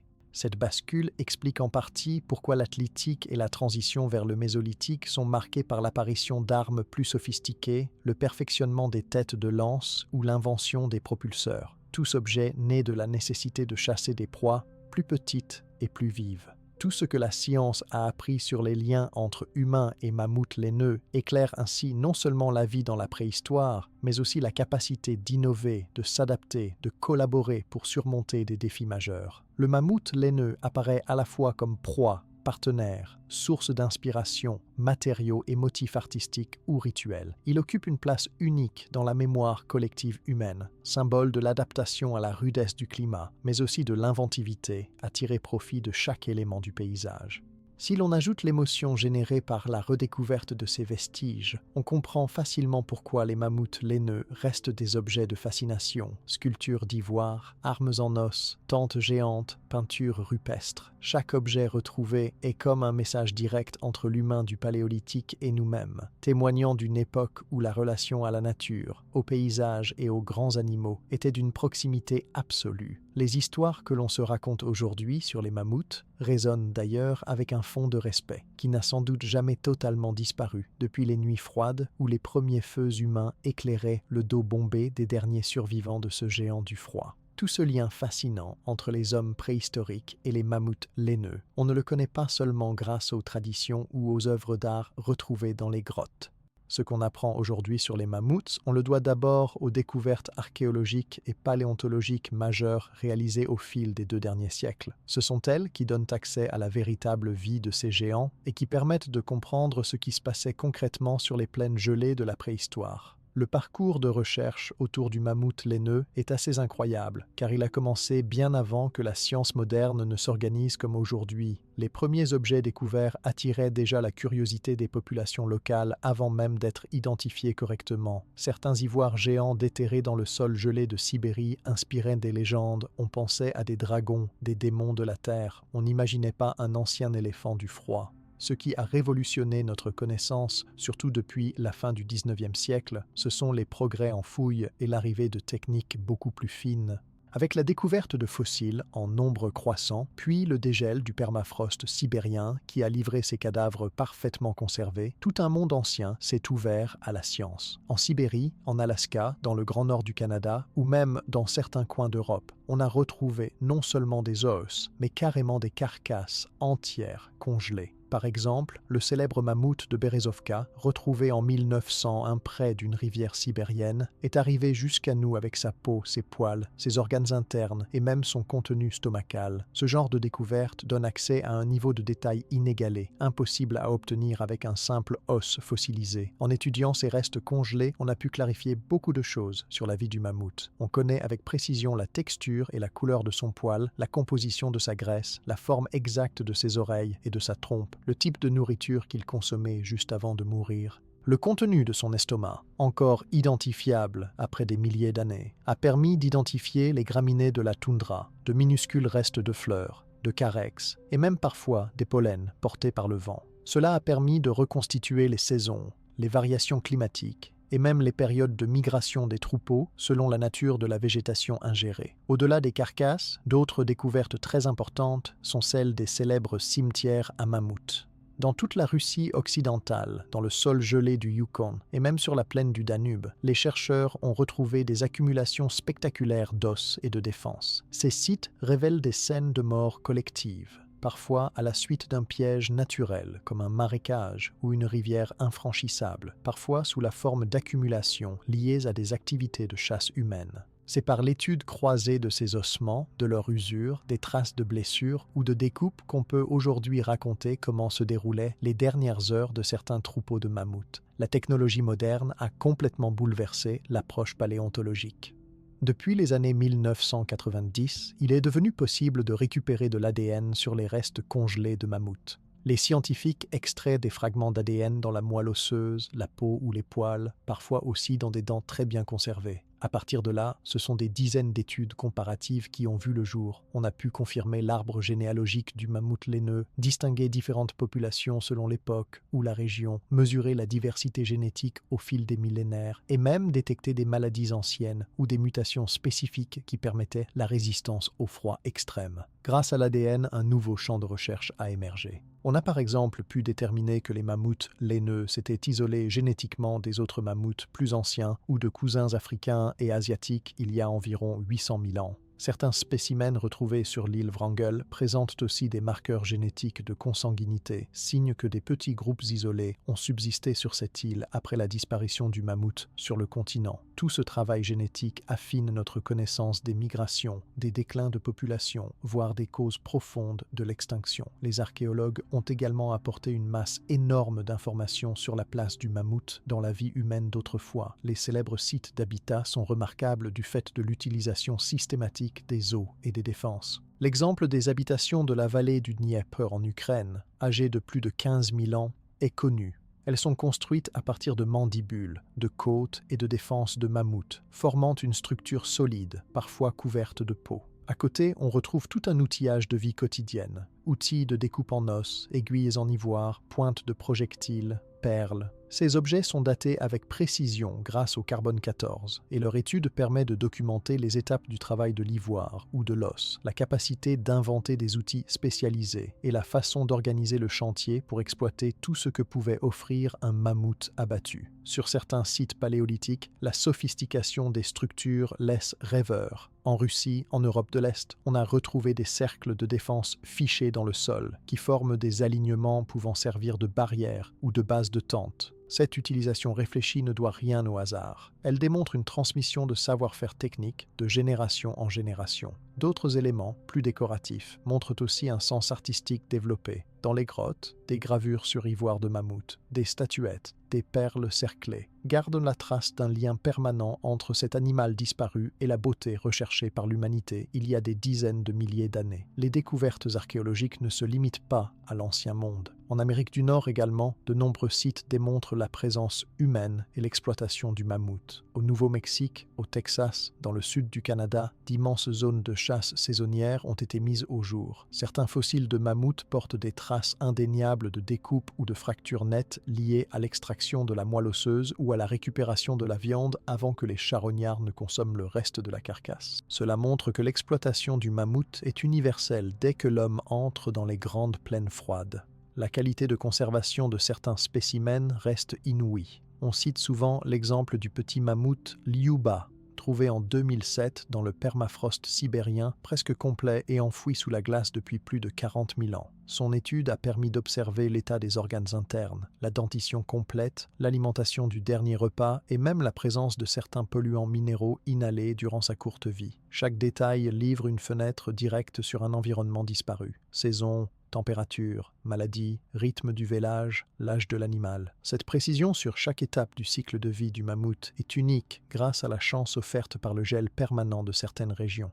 En croisant l'ensemble des données recueillies sur plusieurs siècles, depuis les os géants repêchés dans les rivières sibériennes jusqu'aux chantiers de fouilles high-tech actuels, les scientifiques ont pu reconstituer non seulement l'apparence extérieure du mammouth laineux, mais aussi la structure fine de sa peau, la distribution de la graisse, la couleur du pelage selon les âges ou les saisons, ou les éventuels parasites et maladies. Ces analyses permettent de remonter dans le temps, mais aussi d'imaginer des scénarios de survie, des comportements sociaux, la façon dont les troupeaux étaient structurés ou la manière dont les jeunes étaient protégés contre le froid et les prédateurs. Parmi les trouvailles marquantes, il y a aussi les objets travaillés en ivoire de mammouth. On connaît la célèbre figurine du lion-homme, homme-lion, découverte dans la grotte de Hohenstein-Stadel en Allemagne, taillée dans une défense il y a près de 40 000 ans. Ce genre d'objet, d'une grande finesse, prouve à quel point le mammouth laineux a influencé même la création artistique humaine, bien au-delà de sa simple valeur alimentaire. Beaucoup de parures, de perles, d'amulettes des sites gravétiens et aurignaciens sont en défense de mammouths ou en os soigneusement sélectionnés. La compréhension des migrations des mammouths laineux s'est aussi faite grâce à la géochimie moderne. Les isotopes contenus dans leurs dents révèlent les zones traversées au cours de la vie, selon l'eau et la nourriture consommée. On sait maintenant que certains individus pouvaient parcourir des centaines de kilomètres chaque année pour suivre la croissance saisonnière des pâturages de la steppe. Cette mobilité, vérifiée par l'analyse isotopique, recoupe ce qu'avaient découvert les chercheurs paléolithiques par les amas d'os de mammouth trouvés sur plusieurs sites séparés par de longues distances. Les restes de mammouth retrouvés en Sibérie, en Alaska ou dans les plaines d'Europe restent à ce jour les mieux documentés, car le permafrost les a préservés de la décomposition. Pourtant, même dans des régions plus tempérées, on trouve des traces. En Espagne, en Belgique, en France, des ossements et des défenses apparaissent dans le registre fossile jusque vers 13 000 ans avant notre ère. Là encore, la diversité des contextes de découverte offre un spectre très large pour reconstruire la réalité écologique du mammouth laineux. Tantôt animal de steppe, tantôt visiteur occasionnel de régions plus douces, il s'adaptait à presque toutes les variantes de paysages. Toutes ces découvertes, patiemment récoltées et étudiées, composent un récit vivant, loin des clichés figés dans les musées. Chaque site archéologique raconte une histoire, une migration ratée, une chasse collective, une harde piégée dans un marécage ou une rivière, un hiver trop rude pour les jeunes, un outil fabriqué dans la hâte pour découper une épaisse peau. C'est à force d'accumuler ces tranches de vie que la science arrive à restituer la vraie place du mammouth laineux dans la préhistoire et à mieux comprendre tout ce qu'il a apporté à l'histoire de la vie sur Terre Enfin, la fouille des sols et la prospection génétique ne cessent de réserver des surprises. Au Groenland, des gisements de sédiments anciens livrent désormais des traces d'ADN fossiles qui confirment l'omniprésence du mammouth dans presque toutes les régions froides, il y a entre 50 000 et 3 500 ans avant notre ère. Chaque fragment d'os, chaque bouse fossilisée, chaque défense sculptée est un puzzle à assembler, et chaque pièce ajoutée aide à affiner la compréhension de l'évolution, de la dynamique de population ou des conditions climatiques extrêmes. Qu'il s'agisse des vitrines de musées, des laboratoires de génétique ou des experts du climat préhistorique, tout l'univers des mammouths laineux continue d'évoluer à chaque nouvelle trouvaille. Les grandes découvertes archéologiques et paléontologiques, surtout depuis les 20 dernières années, ont transformé l'ancien mythe du mammouth en une histoire extrêmement bien documentée et pleine de rebondissements. Étudier ces vestiges, c'est réinventer sans cesse notre relation au passé, et ça permet de rendre justice à la fois à la longévité de ces géants, à l'ingéniosité humaine et au mystère toujours renouvelé de l'évolution sur notre planète.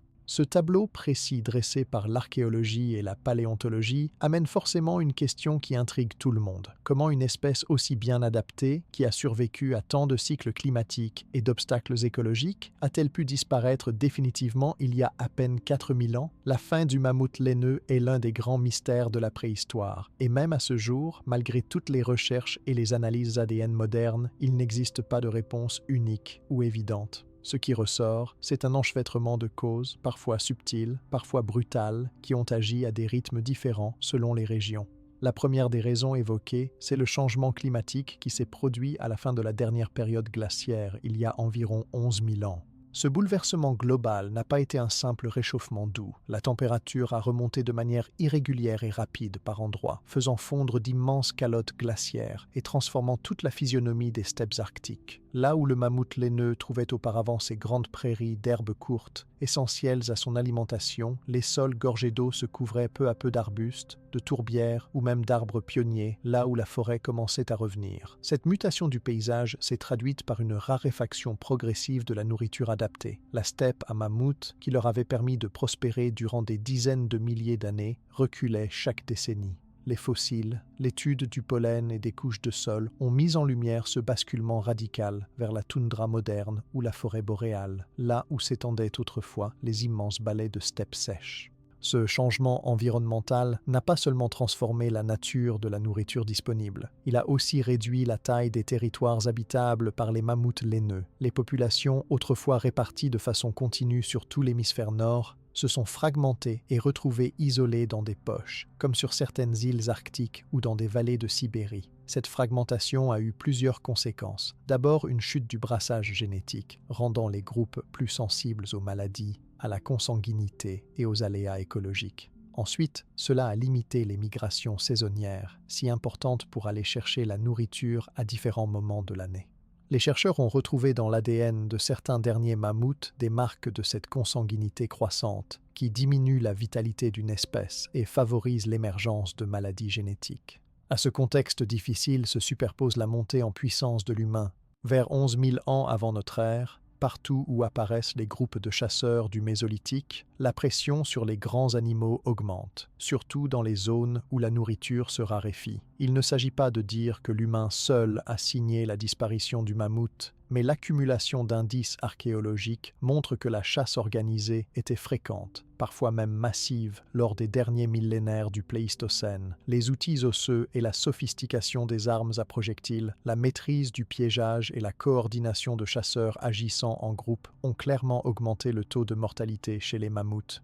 Les sites paléolithiques témoignent de l'exploitation de toutes les parties de l'animal et, dans certains cas, de véritables chasses spécialisées, où l'on visait particulièrement les jeunes ou les femelles suitées, affaiblissant plus vite la dynamique de population. Cette pression humaine ne concernait pas uniquement la chasse. Prendre possession des meilleurs pâturages, utiliser les eaux et l'ivoire pour construire ou se protéger, piéger dans les couloirs de migration, tout cela a fini par accentuer la pression déjà exercée par les changements climatiques. Il existe d'ailleurs une corrélation évidente, visible dans certains gisements archéologiques de Sibérie ou d'Europe de l'Est, entre la densité des restes humains et la raréfaction progressive des mammouths laineux. D'autres éléments viennent compliquer ce scénario.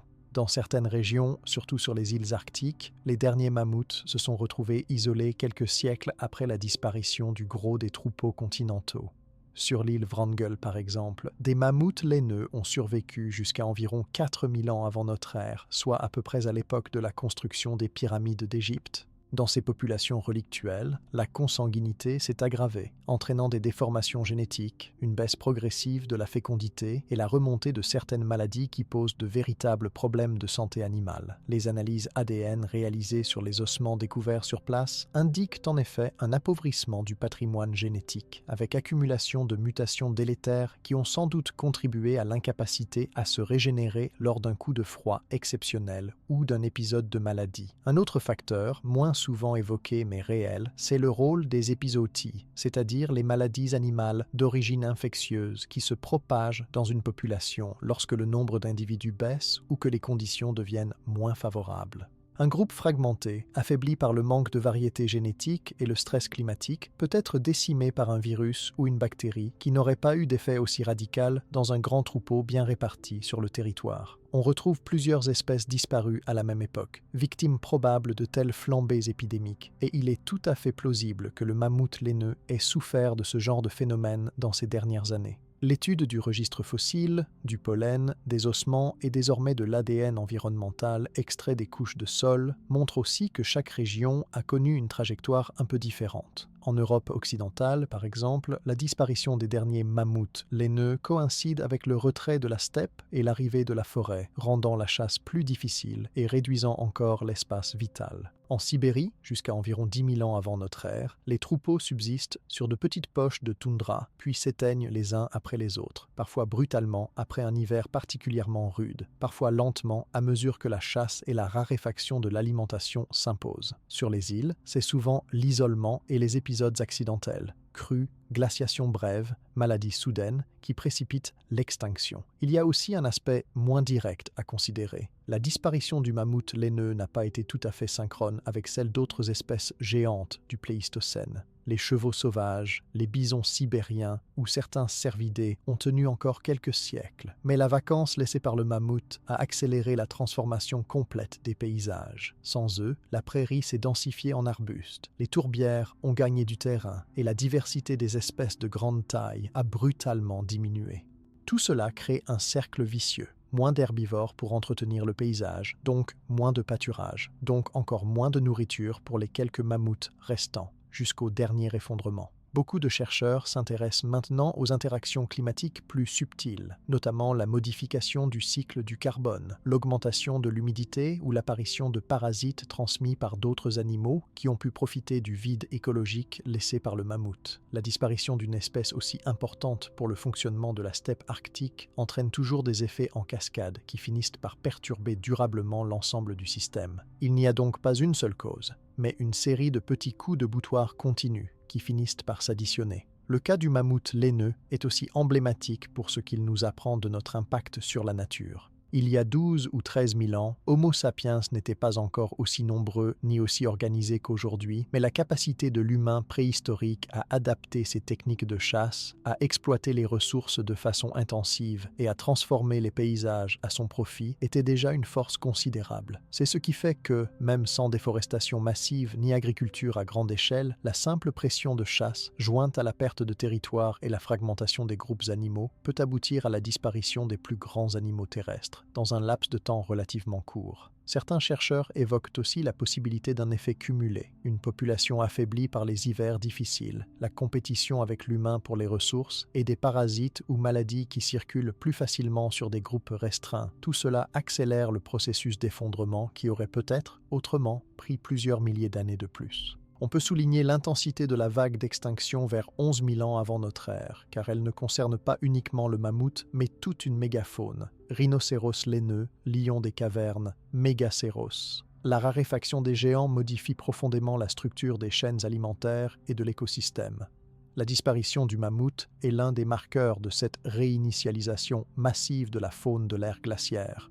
La disparition définitive, en particulier celle des derniers groupes isolés comme sur l'île Wrangel, n'a pas marqué la fin de l'histoire pour les chercheurs. Grâce aux progrès en génétique et en analyse des sols, il reste encore aujourd'hui des traces de l'ADN du mammouth laineux dans l'environnement, certains restent bien identifiés dans la toundra, ou même de l'ivoire extrait pour l'artisanat ou les collections. Cette présence fantôme continue d'alimenter des recherches, mais aussi la fascination du public. En fin de compte, ce que raconte la disparition du mammouth laineux et l'étude de ses causes, c'est l'exemple parfait d'une espèce qui a tout pour réussir. Une endurance au pire changement, une adaptation maximale, un lien fort avec les humains, mais qui se retrouve piégée par une accumulation de pressions écologiques et humaines trop rapides pour qu'elle s'en relève. À chaque nouvelle découverte, chaque osselet, chaque séquence d'ADN extrait d'un reste gelé, la question revient toujours. Qu'est-ce qui aurait pu changer l'issue? C'est un rappel qui trouve encore un écho très contemporain, alors que de nombreux animaux vivants aujourd'hui sont confrontés à des menaces semblables. Raréfaction de l'habitat, changement climatique, pression humaine et difficulté à maintenir des populations stables.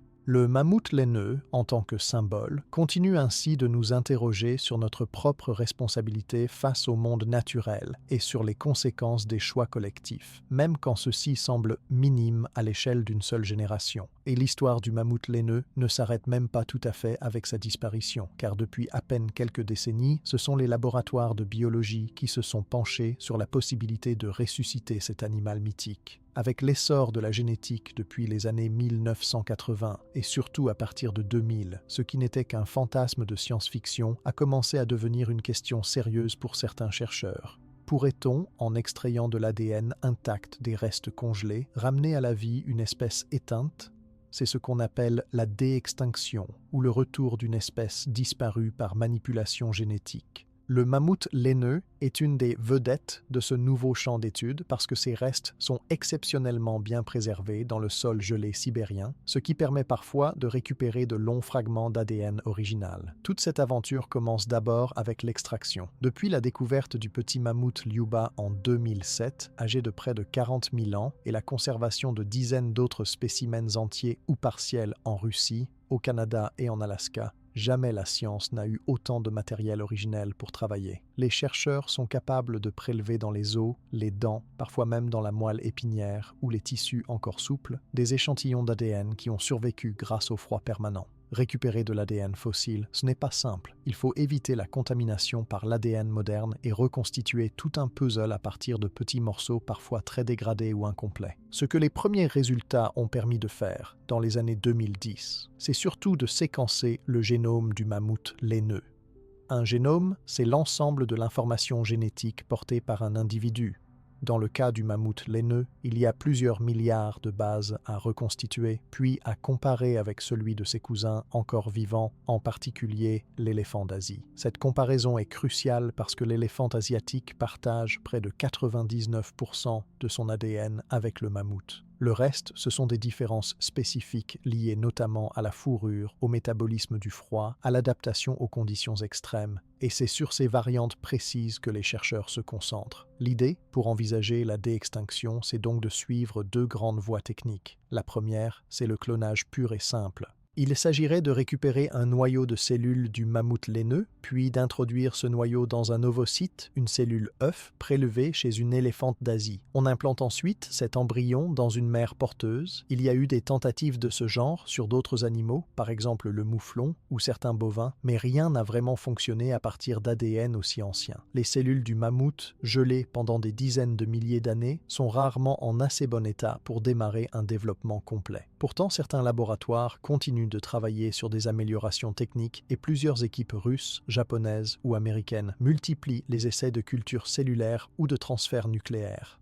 La deuxième voie, jugée plus prometteuse pour l'instant, consiste à utiliser le génie génétique pour modifier directement le génome de l'éléphant d'Asie afin d'y insérer les gènes spécifiques du mammouth. Grâce aux outils de l'édition génomique moderne, comme les ciseaux moléculaires issus de la technologie CRISPR découverts dans les années 2012, il devient possible de cibler exactement les gènes qui contrôlent la pousse du poil, le métabolisme de la graisse, la forme des oreilles, la couleur du pelage ou la tolérance au froid. On obtient ainsi, en théorie, un éléphanteau génétiquement très proche du mammouth laineux, adapté à des températures basses et portant tous les traits typiques de l'espèce disparue. Plusieurs laboratoires, notamment aux États-Unis, ont annoncé entre 2015 et 2023 avoir inséré plusieurs dizaines de gènes du mammouth dans des cellules vivantes d'éléphants. Restent des défis majeurs, comme réussir à donner naissance à un animal viable ou vérifier que l'édition du génome ne provoque pas de problèmes inattendus pour la santé. Derrière tout ce projet, il y a plusieurs débats très animés dans la communauté scientifique.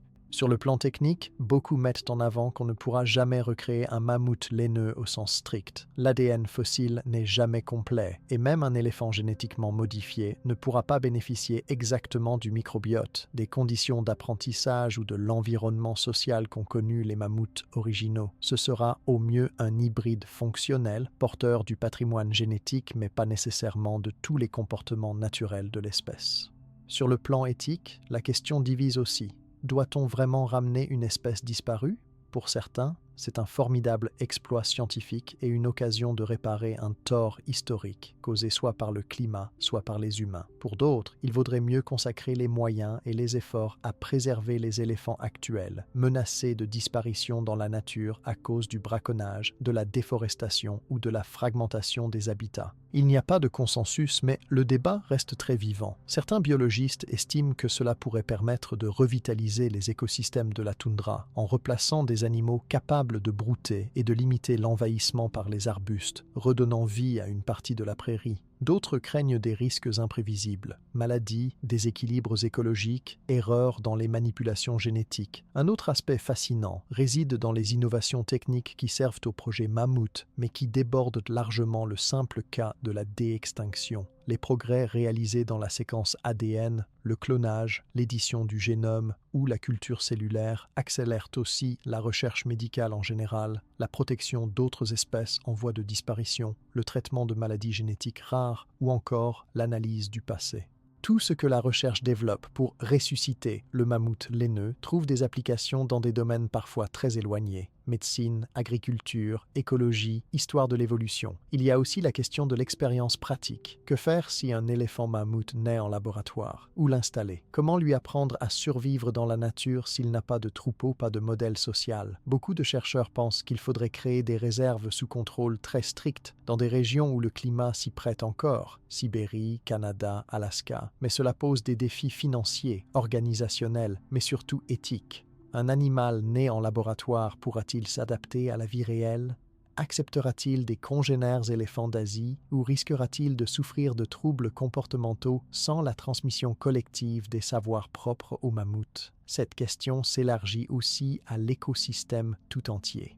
Certains soutiennent l'idée qu'un retour du mammouth permettrait de restaurer une prairie de type steppe à mammouth, de ralentir la reforestation de la toundra, de limiter la fonte du permafrost grâce au piétinement et au broutage, et même de piéger plus de carbone dans le sol, aidant ainsi à combattre le réchauffement. De grands projets, comme celui du Pleistocène Park en Russie, testent déjà l'impact de la réintroduction de grands herbivores pour voir comment cela tient en pratique, même si aucun vrai mammouth n'a encore vu le jour. Du point de vue de la société, la perspective d'un mammouth laineux vivant soulève un engouement vite relayé par les médias. Il y a beaucoup d'attentes, parfois aussi beaucoup d'exagération autour de l'idée de recréer le Jurassique ou de fabriquer des animaux disparus. Les chercheurs prévenus préfèrent souvent calmer les ardeurs. Un retour même partiel du mammouth serait surtout un exploit scientifique et le début d'une série de défis imprévus, autant que la réponse à une curiosité de l'humanité. La plupart insistent aussi sur le fait que, même si une naissance aboutit d'ici quelques années, il faudra probablement encore des décennies avant d'en voir un petit groupe s'installer en semi-liberté dans la toundra moderne. Un point rarement évoqué concerne la législation et la gouvernance. Quelles sont les lois qui géreront un animal issu à la fois du monde antique et de la technologie moderne? À qui appartiennent ces nouveaux individus? Sont-ils du patrimoine de l'humanité, la propriété de chercheurs, de l'État où ils naissent, ou d'un laboratoire privé? Ce sont des questions encore ouvertes, qui intéressent autant les écologues que les juristes.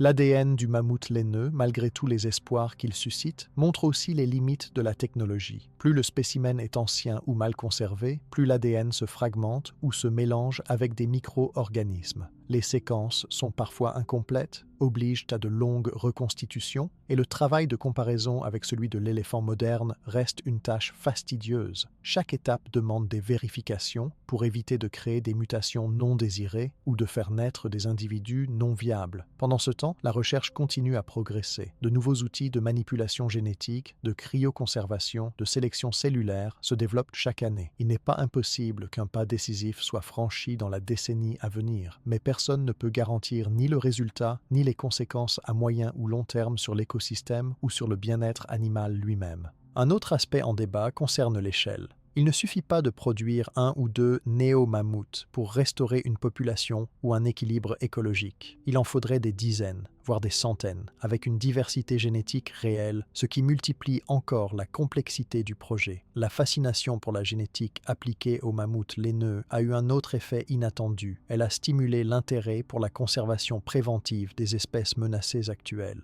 S'il est possible d'imaginer le retour du mammouth à partir de restes congelés, alors au présent, il paraît tout aussi essentiel de préserver l'ADN et les cellules vivantes des éléphants actuels, des rhinocéros ou d'autres espèces fragiles pour éviter d'avoir à recourir à la déextinction ou de perdre à jamais des traits génétiques uniques. Il se pourrait aussi que, même si on parvient à faire naître un animal génétiquement très proche du mammouth laineux, l'animal lui-même ne ressemble pas vraiment à ceux des anciennes steppes. Les conditions de la préhistoire, l'apprentissage habituel en troupeau, le climat, tout cela ne pourra pas être reproduit à l'identique. L'animal portera le génome, mais pas forcément l'essence de la vie d'il y a 20 000 ans. Cette nuance est importante à garder à l'esprit. En somme, toute cette recherche autour de la déextinction du mammouth laineux illustre bien la frontière floue entre curiosité scientifique, prouesse technique, désir de réparation et projet de restauration écologique. C'est un chantier scientifique qui soulève beaucoup plus de questions qu'il n'en résout pour l'instant, mais qui continue de passionner, de susciter des investissements importants et d'alimenter les grands débats éthiques sur notre rapport à la vie, à la mort et à la possibilité de corriger le passé avec les outils du futur. Pour le mammouth laineux, même disparu il y a 4000 ans, le chapitre reste donc ouvert entre rêve, prudence et science en action. Cette histoire mouvementée, pleine d'expérimentations, de débats scientifiques et de découvertes palpitantes autour du mammouth laineux montre à quel point cet animal disparu occupe une place à part dans notre monde moderne. Même plusieurs millénaires après sa disparition, le mammouth n'a pas quitté l'imaginaire collectif.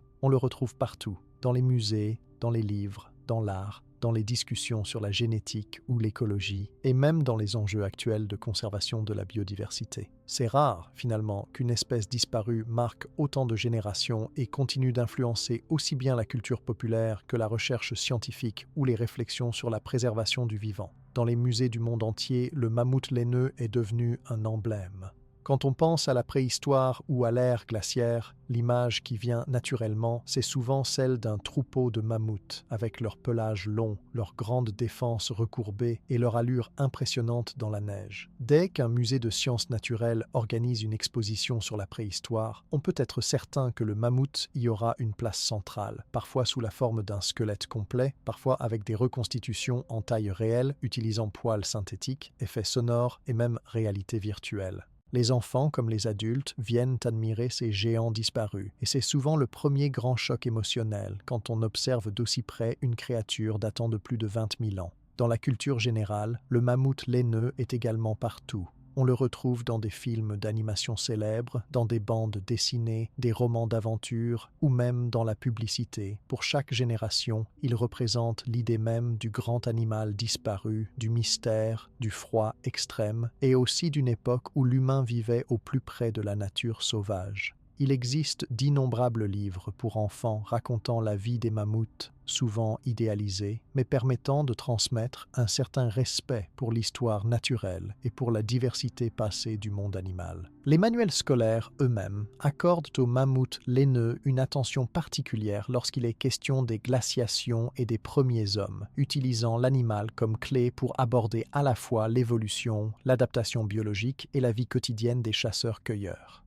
Scientifiquement, le mammouth laineux n'est pas seulement un témoin du passé, mais un véritable moteur de recherche.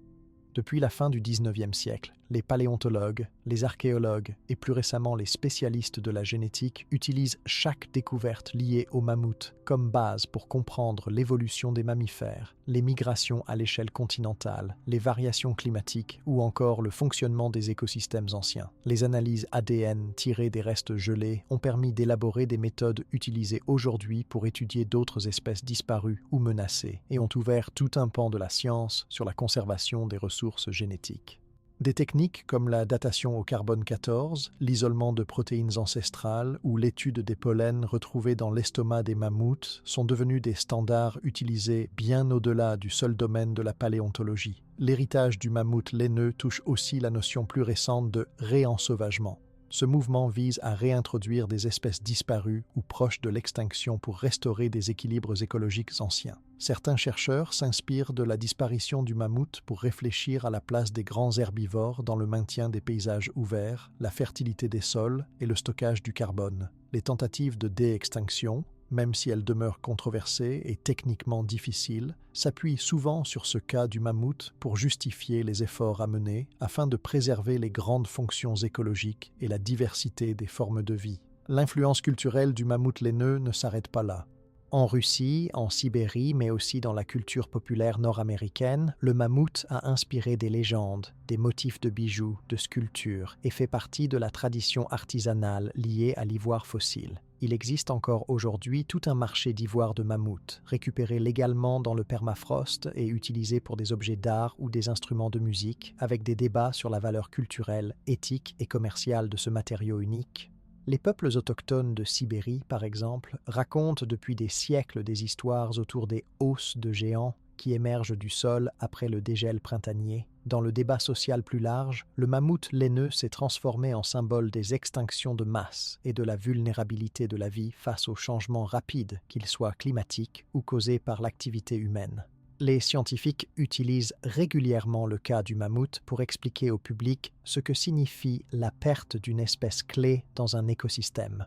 Les campagnes éducatives sur la sauvegarde des éléphants, sur la lutte contre le réchauffement climatique ou la réduction de la biodiversité s'appuient souvent sur l'histoire du mammouth pour marquer les esprits. Si une espèce aussi bien adaptée a pu disparaître, alors aucune autre n'est à l'abri. Sur le plan académique, le mammouth laineux a permis de nombreuses passerelles entre disciplines. Des programmes de recherche internationaux rassemblent des géologues, des paléobotanistes, des climatologues, des généticiens, des vétérinaires et même des philosophes. L'espèce est devenue un terrain d'entraînement pour tester des méthodes innovantes de conservation, d'études des populations anciennes, mais aussi de travail sur la mémoire collective. Plusieurs laboratoires utilisent les collections de défense, de poils, d'os ou de tissus mous comme référence biogéochimique. Les résultats servent ensuite à optimiser la multiplication des espèces menacées actuelles ou à réfléchir à la meilleure façon de conserver l'ADN des animaux rares pour les générations futures. Même le tourisme s'est emparé de l'héritage mammouth. Dans les villes du nord de la Russie, du Canada, jusqu'en Yakoutie ou en Alaska, de nombreux sites archéologiques ou musées proposent des visites, des conférences, des fouilles expérimentales ou même, parfois, la possibilité de voir de près des restes parfaitement conservés issus du permafrost. Certains festivals festifs autour du mammouth rassemblent chaque année un public très large, local ou venu de loin, attiré par ce mélange de science, de tourisme nature et de fascination pour le monde disparu. L'engagement écologique de certains groupes prend parfois le mammouth comme porte-étendard.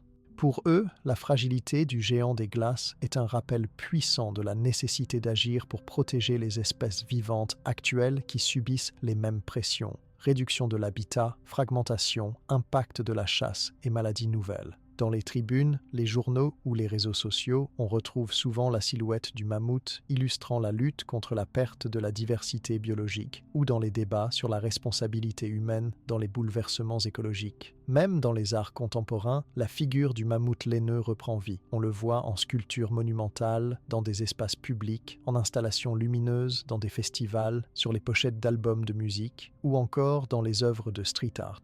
Il existe aussi des jeux vidéo qui utilisent le mammouth comme animal emblématique ou comme allié, preuve que l'animal continue à être revisité et réinterprété en permanence, quelle que soit la génération. On peut aussi parler de la dimension patrimoniale. De nombreux pays considèrent aujourd'hui certains gisements de mammouths comme un trésor national, à protéger pour transmettre aux jeunes générations une parcelle de la mémoire de la Terre. La législation autour de la sauvegarde des sites paléontologiques, le contrôle du commerce d'ivoire fossile ou la gestion des collections dans les musées sont devenus des enjeux importants pour l'éducation, la science et le développement social. L'héritage du mammouth laineux influence jusqu'à la façon dont les scientifiques abordent les risques d'extinction aujourd'hui. Les leçons tirées de la disparition de cette espèce géante nourrissent la réflexion sur la nécessité de maintenir des populations viables et connectées, le danger des goulots d'étranglement génétique et l'importance de préserver des corridors écologiques fonctionnels.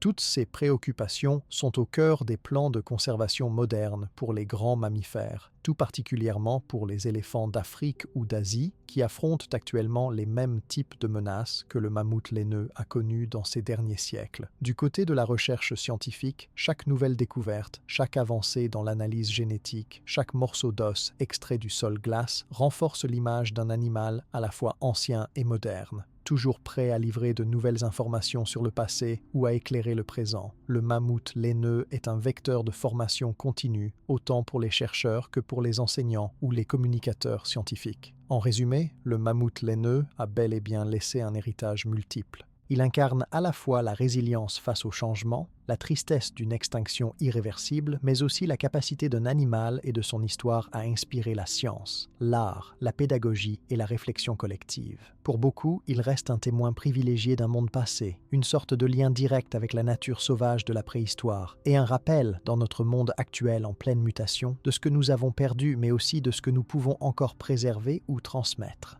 À chaque nouvelle génération, le mammouth laineux continue de fasciner, d'émouvoir, mais aussi de mobiliser de l'énergie pour la connaissance, la protection et la réflexion sur notre place dans l'histoire de la vie. Son empreinte ne s'efface pas, elle évolue avec nous, marquant l'imaginaire, la science et l'engagement collectif pour la préservation de la diversité vivante.